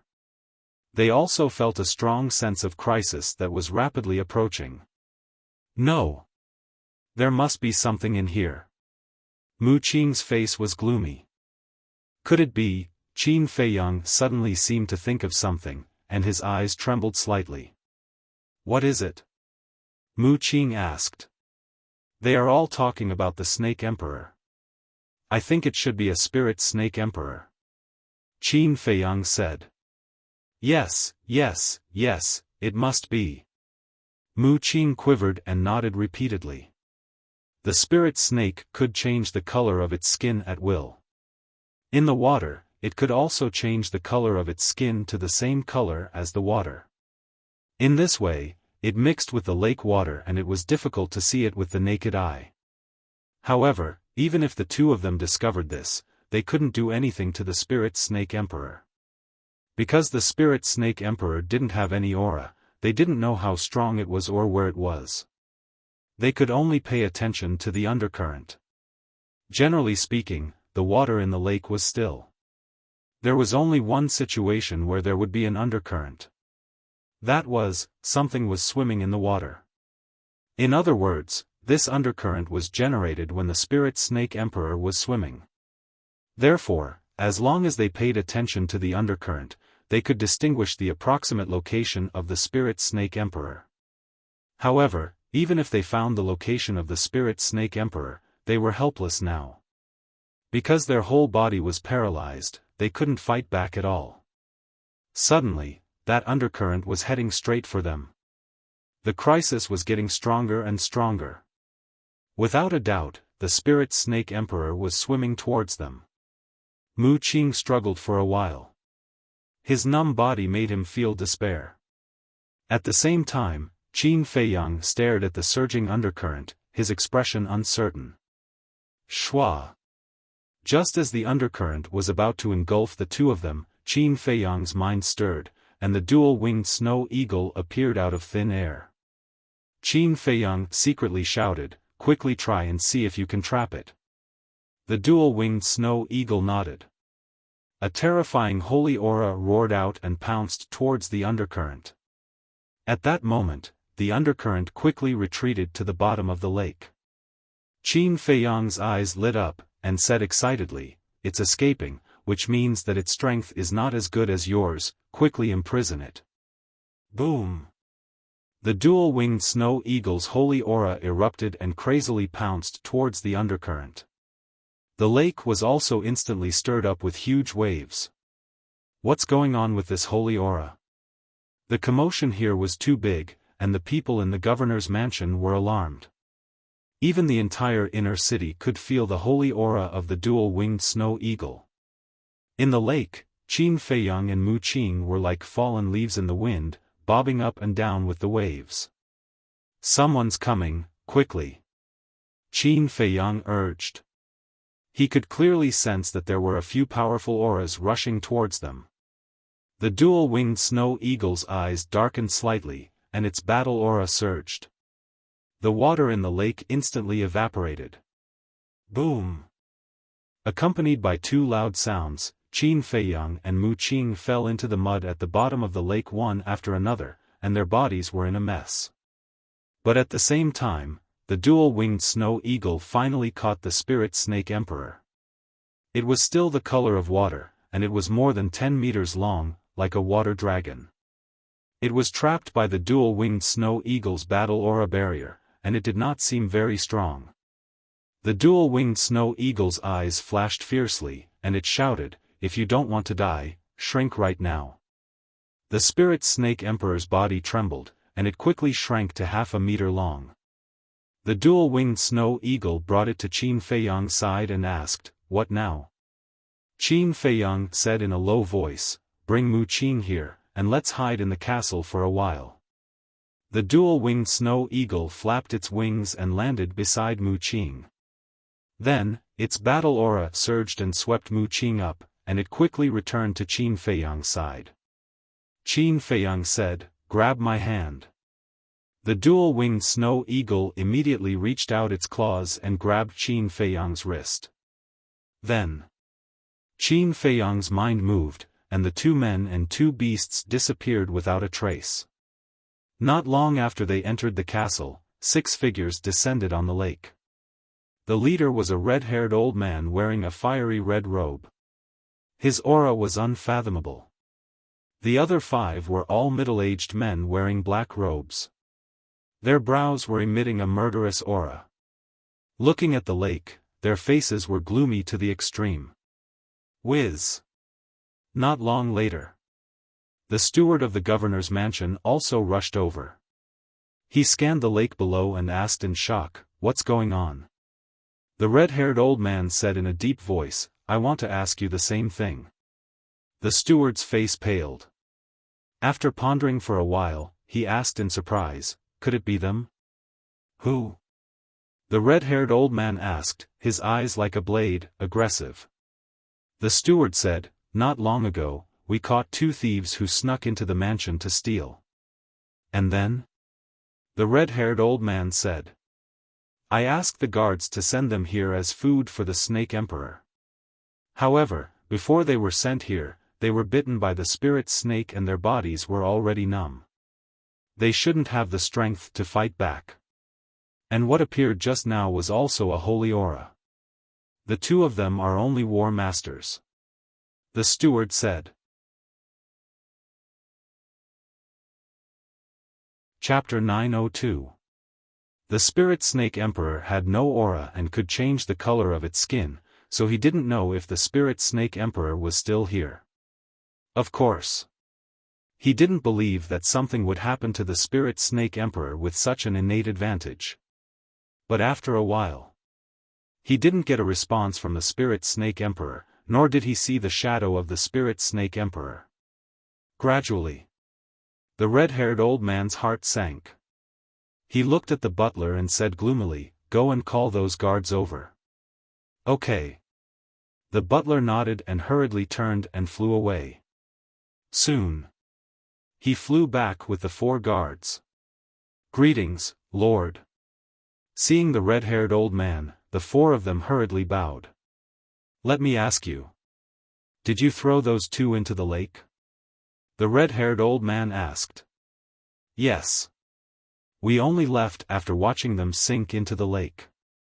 The four of them nodded. The red-haired old man said, "Did they do anything unusual on the way?" "No.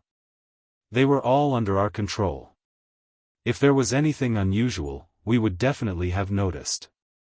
The four guards said. "Damn it." The red-haired old man's eyebrows were suddenly filled with anger. "What's wrong?" The butler looked at him suspiciously. "I don't think they are here to steal at all. They are here specifically for the Spirit Snake Emperor," the red-haired old man said in a deep voice. The butler said, "You mean, the Spirit Snake Emperor has been taken away by them?" "That must be the case." The red-haired old man nodded. His eyes flashed coldly as he ordered, "They shouldn't have escaped in such a short time.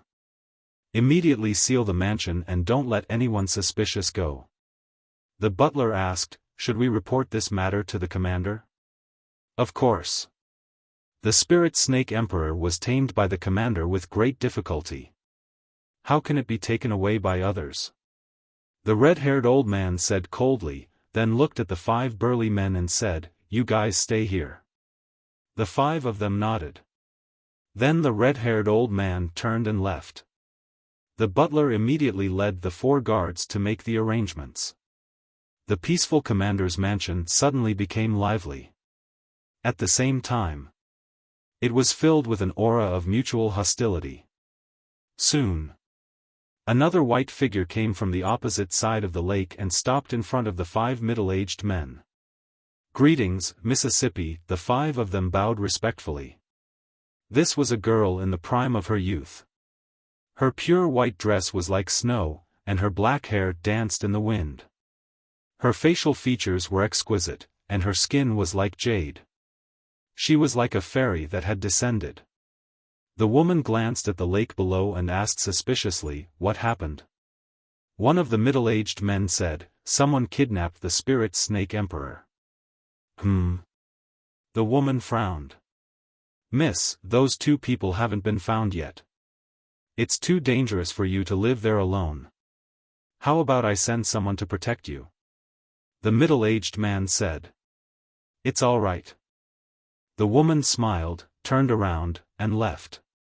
From beginning to end, she appeared very calm. In the meantime, inside the castle, Qin Feiyang and Mu Qing had taken the detoxification pill. Most of the toxins had been removed, and they could move their limbs. With Lu Hong's help, Qin Feiyang stood up and looked at the Spirit Serpent Emperor. Spirit Serpent Emperor was still trapped in the battle chi boundary. Its eyes seemed to be formed by water as it stared at the double-winged snow eagle in horror. "Do you want to die?" Qin Feiyang asked. The Spirit Serpent Emperor shook its head like a rattledrum. "What a coward." Qin Feiyang couldn't help but laugh and said, "Then tell me your cultivation." 9-star battle sect. The voice of the Spirit Serpent Emperor sounded in Qin Feiyang's mind. "Not bad. Now you have 2 choices. First, submit to me. Second, die." Qin Feiyang said. When he found the Spirit Serpent Emperor, he had already thought of subduing it. Because of the innate advantage of the Spirit Serpent Emperor, it could help him a lot. He could even cultivate it into an invisible killer that would strike fear in people's hearts. The Spirit Serpent Emperor hesitated. "I know what you are hesitating about. Your current master is the commander of the Kirin army. Not only is he powerful, but he also has a high position. As for me, I'm just a nobody. Following me is definitely not as good as following the commander of the Kirin army. But I can tell you that as long as you choose to follow me, I will make you undergo earth-shattering changes. And one day, your strength will even surpass that of the commander of the Kirin army." Qin Feiyang smiled confidently. The Spirit Serpent Emperor looked at him with a hint of mockery in its eyes. Qin Feiyang raised his eyebrows and lost his patience. He said to the double-winged snow eagle, "Just cripple its cultivation." He. The double-winged snow eagle immediately looked at the spirit serpent emperor with bad intentions. Berserk beasts also had qi. Therefore, as long as the spirit serpent emperor's qi was crippled, Qin Feiyang could use the slave seal to easily control it. Of course. Even if he didn't cripple the spirit serpent emperor's cultivation, he could still forcibly control it. After all, he was now a 9-star battle sect. However, there was a certain risk in controlling a creature of the same level, so it was best to completely eliminate the risk. After the double-winged snow eagle crippled the spirit serpent emperor's cultivation, Qin Feiyang formed a seal with both hands. A slave seal quickly swept into the spirit serpent emperor's head. In just a short while, the slave seal and the spirit serpent emperor's soul merged together.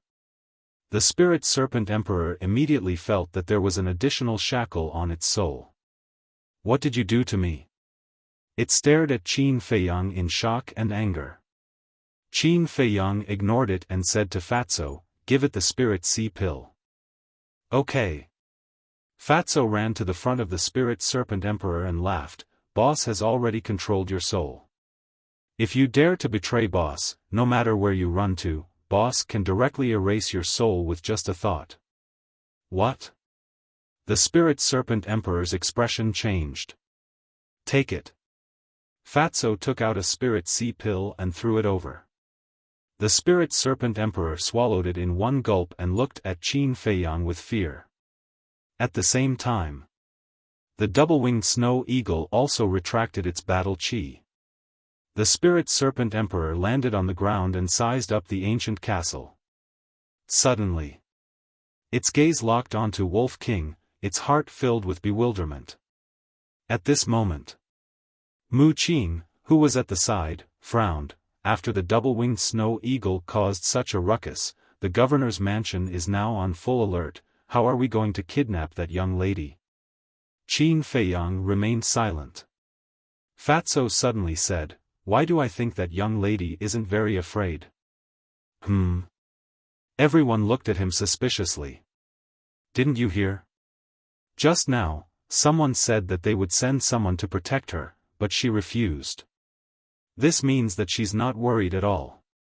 Could it be that she's very strong?" After Fatso finished speaking, he couldn't help but look at the spirit serpent emperor. Qin Feiyang and the others also turned their heads to look at the spirit serpent emperor.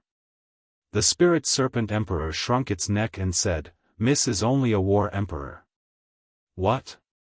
A mere war emperor dares to be so conceited? It can't be that she didn't sense Old Eagle's aura before, right?" Wolf King was shocked. "Is that possible?" Everyone in the governor's mansion was shocked by this emperor's aura, let alone her. The double-winged snow eagle rolled its eyes. "Then why is that?" Wolf King was suspicious and puzzled. The spirit serpent emperor said, "She might be having a secret rendezvous with that man again." "Rendezvous?" Qin Feiyang and the others were stunned. "Who is it?" Fatso asked curiously. "It's a man called Wuxia. He goes to look for Miss every now and then. I've seen him a few times." The spirit serpent emperor said. "Wuxia?" Qin Feiyang and the others looked at each other. "What's going on? He actually got together with the daughter of the Kirin army's commander? This guy is quite capable."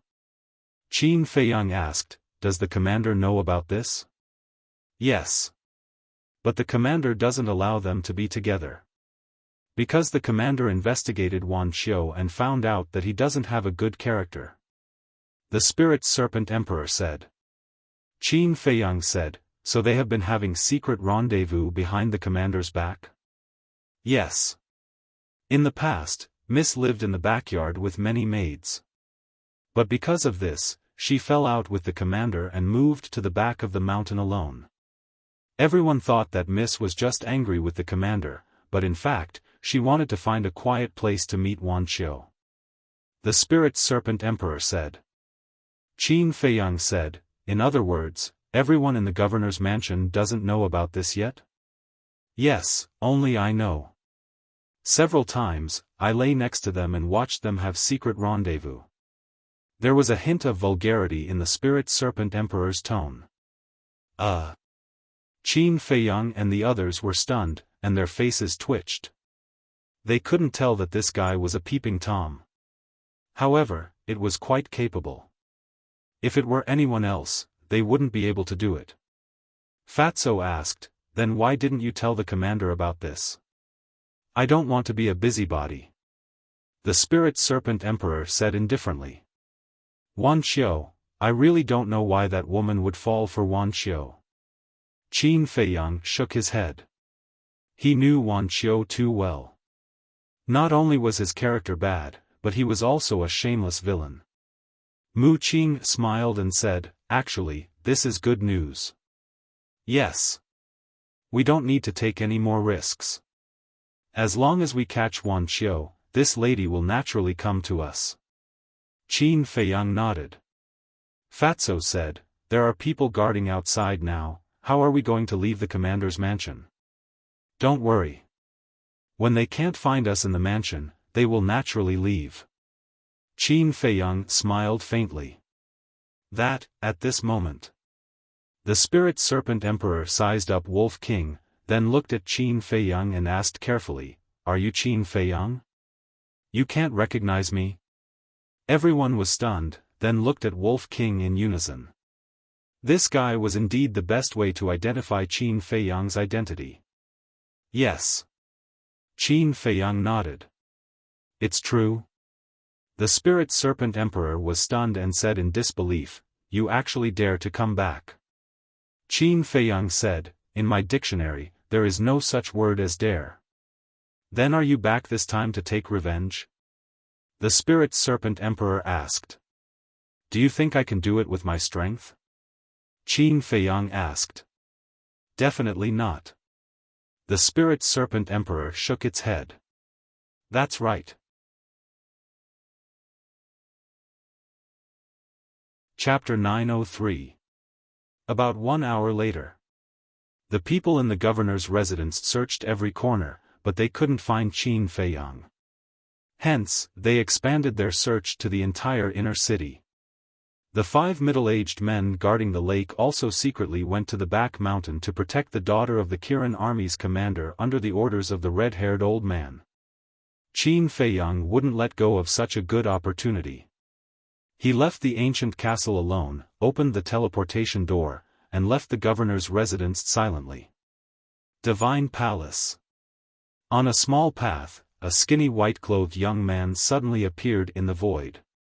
It was Qin Feiyang. Compared to the governor's residence, the Divine Palace was easier to sneak into. First, Qin Feiyang knew the coordinates of every place in the Divine Palace. It was very convenient for him to come and go. Second, there were too many disciples in the Divine Palace. Even if someone saw him, they wouldn't suspect his identity. Beside the small path, there was a small forest. Qin Feiyang looked around and entered the small forest. When he came out, he had changed into a brand new set of white robes. There was a small sword symbol on his chest. As a former disciple of the Divine Palace, he definitely had the uniform of the Divine Palace. After disguising himself, he went to the plaza in front of the martial arts hall. The Divine Palace was different from the main pagoda. In the main pagoda, no one was guarding the 10 pill pagodas or the martial artist mountain. But here, there was a deacon elder guarding. It was a black-clothed old man. Qin Feiyang felt that he was familiar, but he couldn't remember his name. He could only vaguely remember that he had seen him once or twice. The black-clothed old man sat in a room beside the door. The window was transparent. Qin Feiyang walked to the window and said respectfully, "Elder, I want to go in and find a friend." Although the Pill Hall and the Martial Arts Hall were both part of the Divine Palace, the color of their robes were different. The Pill Hall was white. The Martial Arts Hall was black. It was easy to differentiate. Qin Feiyang was wearing the Pill Hall's robes now. So, He had to inform the deacon elder before entering the martial arts hall. The black-clothed old man looked at Qin Feiyang and asked, "Who are you looking for?" "Tan Wu," Qin Feiyang said casually. The old man in black waved his hand and said, "Go in by yourself. Don't stay for too long." "All right." Qin Feiyang nodded and cupped his hands to express his gratitude before entering the martial arts hall. At this moment, it was already dawn. Most of the martial arts hall's disciples were meditating, so it was hard to see anyone in the corridor. Wan Xiu, Qin Feiyang pondered as he walked. He knew Wan Xiu's original cultivation room. But after all these years, with Wan Xiu's current reputation and means, he must have changed to a better cultivation room. He walked and walked. The stone door of a training room in front of him suddenly opened, and a skinny black-clothed youth walked out. Qin Feiyang hurriedly ran up to him, cupped his hands and smiled, "Senior Martial Brother, may I ask where Senior Martial Brother Wan Xiu's cultivation room is?" The black-clothed youth was stunned and asked, "Why are you looking for him?" "It's a personal matter." Qin Feiyang smiled. "Then what's your relationship with him?" The black-clothed youth asked again. Qin Feiyang shook his head and said, "Nothing at all." "Then you have to be careful, he's a difficult person to get along with." The black-clothed youth whispered.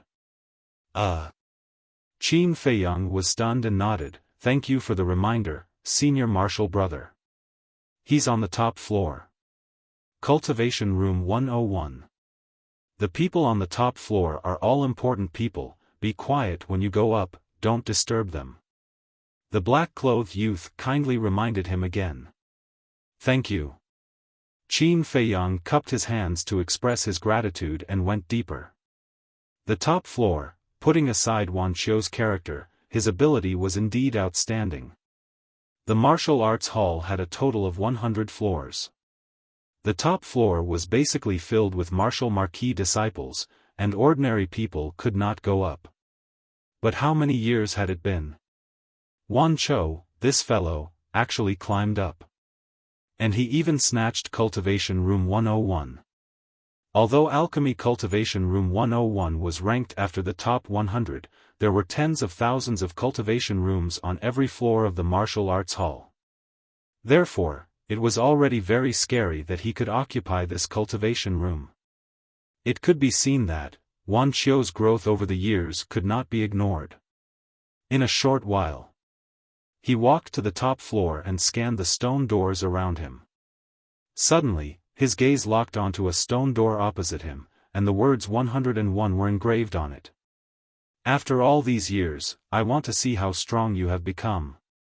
Qin Feiyang muttered to himself, strode to the stone door, and knocked on it. Very soon, the stone door opened slowly. A red-haired youth entered Qin Feiyang's line of sight. This person was tall and straight, and his eyebrows were like swords. He was dressed in a black robe, and his serious face was especially cold. Who else could it be but Wan Xiu? Qin Feiyang sized up Wan Xiu, and there was a hint of shock in the depths of his eyes. This guy had already stepped into the 8-star Battle Master. Wasn't it too fast? One had to know. Wan Xiu did not open the door of potential. "Who are you?" At the same time, Wan Xiu was also sizing up Qin Feiyang and asked. Qin Feiyang said calmly, "My name is Li Feng, and I'm here to talk to you about something." "Li Feng?" Wan Xiu frowned and said, "I don't know you. I'm not free." After saying that, he was about to close the stone door. Qin Feiyang said meaningfully, "I'm here to talk to you about the Kirin army commander. Are you sure you're not free?" Wan Xiu's pupils shrank, and then he retreated to the side. Qin Feiyang walked into the cultivation room. Wan Xiu immediately closed the stone door. "Come in and sit." Following that, he led Qin Feiyang to the lounge. But when he reached the door of the lounge, he suddenly turned around and stretched out his arm like an eagle's claw, grabbing Qin Feiyang's neck. However, this sudden turn of events did not cause Qin Feiyang to panic. His eyes narrowed slightly, and a dangerous signal passed through him. Wan Qiu said in a deep voice, "Tell me, what do you know?" "I know a lot. For example, you guys secretly met somewhere behind the Kirin army commander's back. If I'm not wrong, you just came back from that place not long ago." Qin Feiyang laughed. "How do you know?" Wan Qiu's eyes trembled as he shouted. The hand that grabbed Qin Feiyang also increased in strength, and the look in his eyes was rather sinister. "Because I was also at the commander's residence at that time."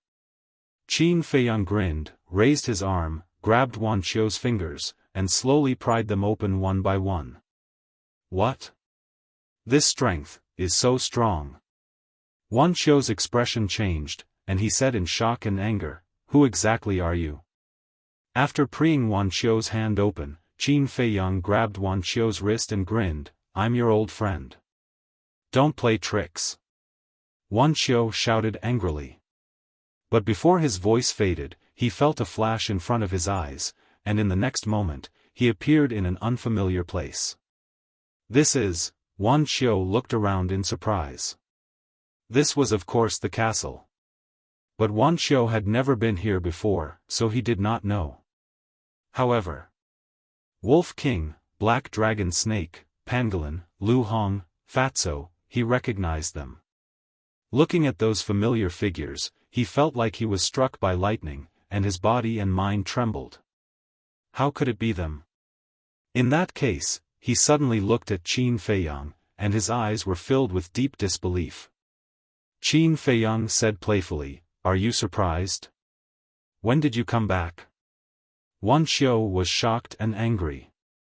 "In the morning," Qin Feiyang said. Wan Qiu panicked. Suddenly, he noticed Spirit Snake Emperor, and his pupils constricted. "So it was you who kidnapped Spirit Snake Emperor in the commander's residence?" Qin Feiyang said, "This was just an accident.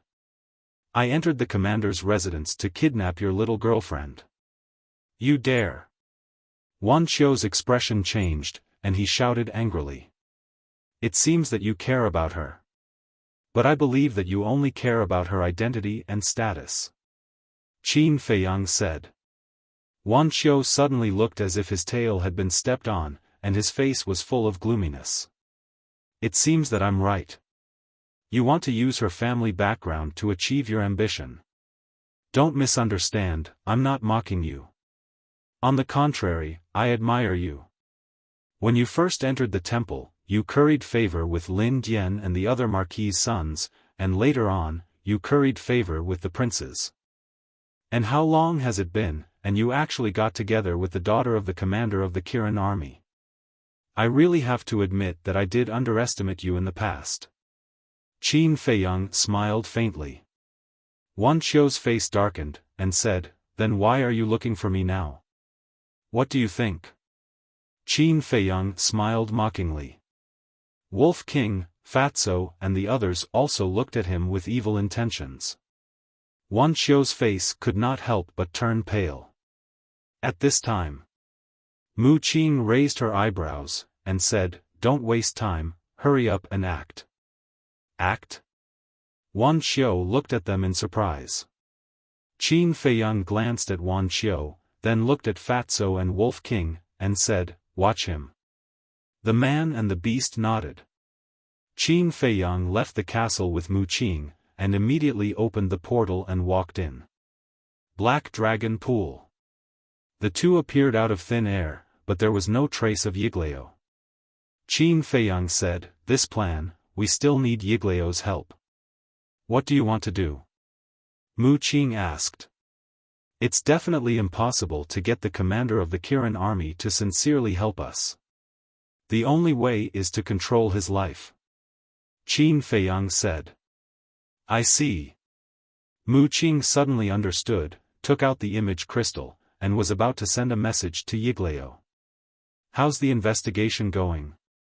But at this time, Yiglao rushed out of the jungle below the mountain stream, landed in front of the two, and asked. "Not good. Mu Qing said in a low voice. Yigleo's eyes darkened slightly, and said, I just heard you say that you want to ask the commander of the Kirin army for help? Yes. Because only he can freely enter the prison of God. Qin Feiyang nodded, and then took Wan Xiu out of the castle. Have you found out whether Lu Xingchen is in the prison of God? Yigleo asked. There's no need to find out, the commander of the Kirin army must know. Qin Feiyang looked at Wan Xiu and said with a faint smile, Call your little girlfriend here. Lu Xingchen, prison of God, the commander of the Kirin army. Wan Xiu was not stupid. Hearing the conversation between Qin Feiyang and the other two, he could roughly guess. Chapter 904. Do you want to die? Qin Feiyang raised the corner of his mouth and said with a smile, If you don't do as I say, you will die right now. Wan Xiu's eyes trembled. If it were someone else, he might have looked down on them. But he knew Qin Feiyang too well. A man who dared to challenge the emperor and kill the crown prince and prince, would he care about a nobody like him? Definitely not. Hurry up. Mu Qing urged impatiently. Your target is the commander of the Kirin army. You don't have to call her out. Because I have a way to lure the commander of the Kirin army here. Wan Xiu's body trembled as he said hurriedly. Qin Feiyang looked surprised and nodded. As long as you can lure her here, it doesn't matter what you do. Wan Xiu said again, you have to promise not to kill me or hurt her. Do you think you have the right to negotiate with us now? Don't test my patience. Qin Feiyang's eyes turned cold. Wan Xiu shuddered and quickly took out an image crystal. Qin Feiyang and the other two quickly retreated to the side to avoid being seen by the commander of the Kirin army. After a while, a middle-aged man appeared in the void. He was thin but tall. He wore a purple armor and had white hair at his temples. He exuded a powerful aura.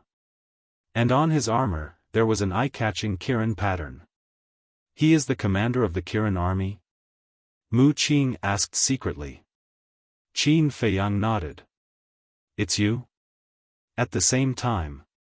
Seeing that the messenger was Wan Xiu, the commander of the Kirin army's face turned cold.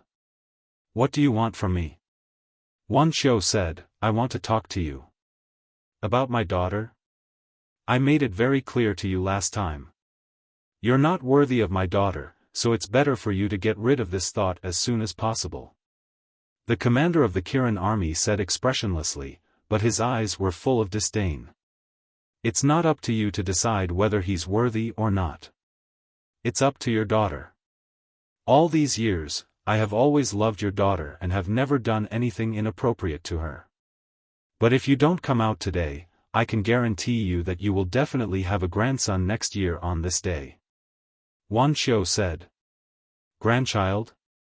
Qin Feiyang and Mu Qing looked at each other. This fellow was very daring. He actually dared to threaten the commander of the Qilin army. The meaning of his words was obvious. If they pissed him off, he would first have sex with the daughter of the Kirin army's commander. When he had a grandson, the commander of the Kirin army would have no choice but to agree. Without a doubt. Hearing Wan Xiu's words, the commander of the Kirin army was furious. There was even a hint of killing intent in his eyes. The hands hidden in his sleeves were already clenched. He said, Where are you? I'll be right there. Wan Xiu immediately gave the coordinates to the commander of the Kirin army, and then the two of them turned off the image crystal at the same time. This time I'm really in trouble because of you. Putting away the image crystal, Wan Xiu turned to look at Qin Feiyang and the other two. He caught the killing intent in the eyes of the commander of the Kirin army. He was sure that when the commander of the Kirin army came, he would definitely kill him. Of course you have to pay the price for flirting with someone else's daughter. But I'm more puzzled. Didn't he dislike you? Why did he establish a contract with you? Qin Feiyang asked. He did it to make it easier for him to monitor me. Wan Xiu sneered. At the same time, he glanced at the three of them intentionally or unintentionally, and a cold light flashed in the depths of his eyes. Swish! Soon, the void in front of the four suddenly shook. Then, a figure appeared out of thin air. It was the commander of the Kirin army. And the killing intent in his eyes was no longer concealed. That's right. He came here to kill Wan Xiu to prevent future trouble. Although Wan Xiu was a disciple of the Divine Hall and had made a name for himself, in the eyes of the commander of the Kirin army, he was nothing. Even if people knew that he killed Wan Xiu, no one would dare to say anything. However, when he appeared and saw that there were other people present, he raised his eyebrows slightly. At the same time, seeing the commander of the Kirin army appear, Wan Xiu immediately ran behind the commander of the Kirin army as if he was running for his life. In response, Yiglao was wearing a mask, so his expression could not be seen. But Qin Feiyang and Mu Qing pursed their lips with a hint of playfulness. What's going on? When the commander of the Kirin army saw Wan Xiu's behavior, he also realized that something was wrong. Wan Xiu pointed at Qin Feiyang and said, "He is Qin Feiyang." What? The commander of the Kirin army's expression changed, and he looked at Qin Feiyang with surprise and suspicion. Qin Feiyang smiled faintly, looked at Wan Xiu and said jokingly, "Do you think that you will be saved because he is here?" "Yes. That's what I think.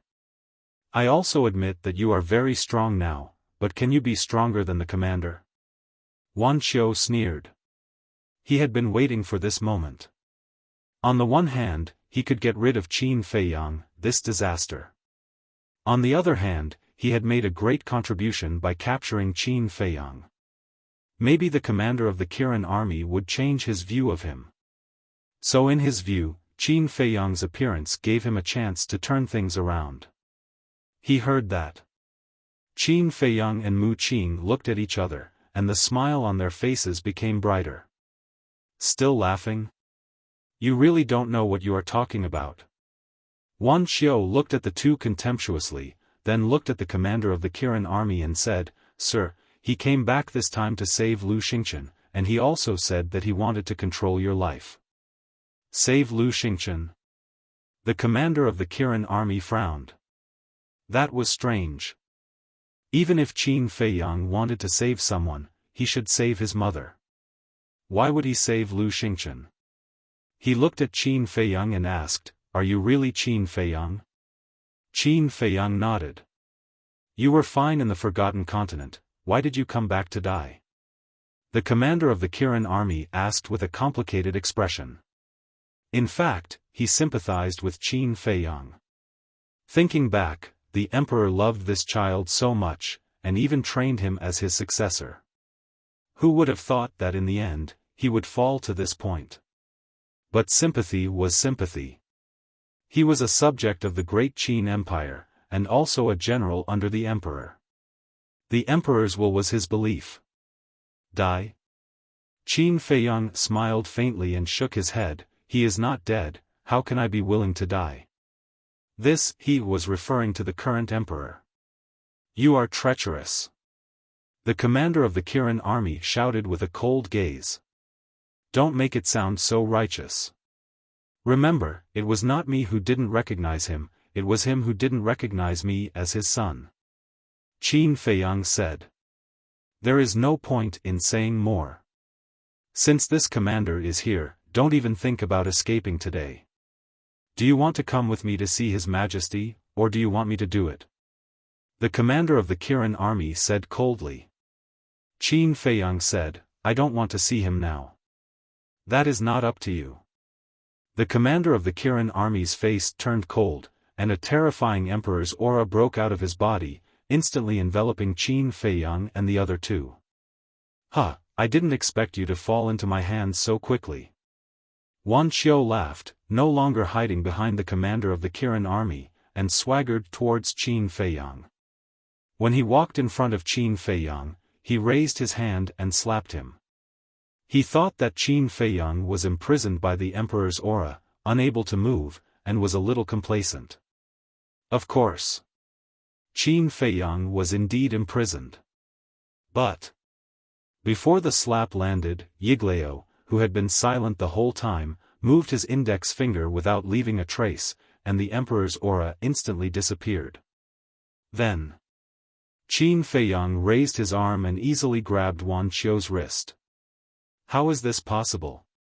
Wan Qiu's eyes widened. No wonder the commander doesn't like you. A clown like you, even if you are given endless resources, it will be difficult for you to become a great person. Qin Feiyang shook his head, his eyes full of contempt. Wan Qiu's face turned pale. At the same time, the commander of the Kirin army looked at Qin Feiyang in disbelief. He could see through Qin Feiyang's cultivation at a glance. 9-Star War Sect. To be able to break through to the 9-Star War Sect in just a few years, his talent could be said to be the #1 person in the world. But now, it had nothing to do with talent. Even if it was a 9-Star War Saint, his emperor's aura could easily imprison him, but why couldn't it imprison Qin Feiyang? Could it be that there was a war emperor hidden here whose cultivation was even stronger than his? With that thought, he hurriedly looked at Mu Qing and Yiglao seriously. Mu Qing was fine. His cultivation was even weaker than Qin Feiyang's. But when he looked at Yiglao, he was shocked to find that he couldn't see through Yiglao's cultivation. There was no aura on his body, just like an ordinary person. At that moment, the commander of the Kirin army realized that something was wrong and immediately retreated, his face solemn. "Sir, save me." Seeing this, Wan Qiu was anxious. Even the commander of the war emperor was so panicked. One could imagine how strong the old man was. He can't even protect himself, how can he save you? Qin Feiyang shook his head with a smile, looked at Yiglao and said, "Please help me cripple the cultivation of the Kirin army commander." Cripple his cultivation? The commander of the Kirin army's face turned pale. Wan Qiu's eyes widened in anger, seriously wondering if there was something wrong with his ears. Yiglao didn't make a move, looked at Qin Feiyang and asked, "Will crippling his cultivation help our plan?" "Yes." Qin Feiyang nodded. "Good." Oldie didn't hesitate any longer. His aged hand shot out explosively, and a formless pressure instantly pounced towards the commander of the Qilin army with the force of an avalanche. This pressure, the commander of the Kirin army trembled both physically and mentally. He often interacted with the Imperial Preceptor, so he was quite familiar with the Imperial Preceptor's aura and pressure. At this moment, the old man's pressure was comparable to the Imperial Preceptor's. In other words, this old man was a false god. How was it possible that Qin Feiyang had a false god with him? He looked at Qin Feiyang in shock and made a prompt decision to take out a portal. However, before the teleportation portal could be opened, Old Yi's aura surged and trapped him in the void. Then, Yiglao pointed his index finger in the air, and a divine light burst out from his fingertip, illuminating the sky and earth. Whoosh! Accompanied by an ear-piercing sound, a divine light pierced through the sky and instantly pierced through the energy reserve of the commander of the Kirin army. Ah, that heart-wrenching pain made the commander of the Kirin army let out a painful howl. "Commander, you," Wan Qiu saw this scene and was scared out of his wits. Crippling the commander of the Kirin army with a wave of his hand, wasn't this strength too terrifying? The commander of the Kirin army glanced at Wan Qiu with disgust, then stared at Yiglao and said, "As a false god, your status in the Forgotten Continent must be high, why are you helping Qin Feiyang?" False god.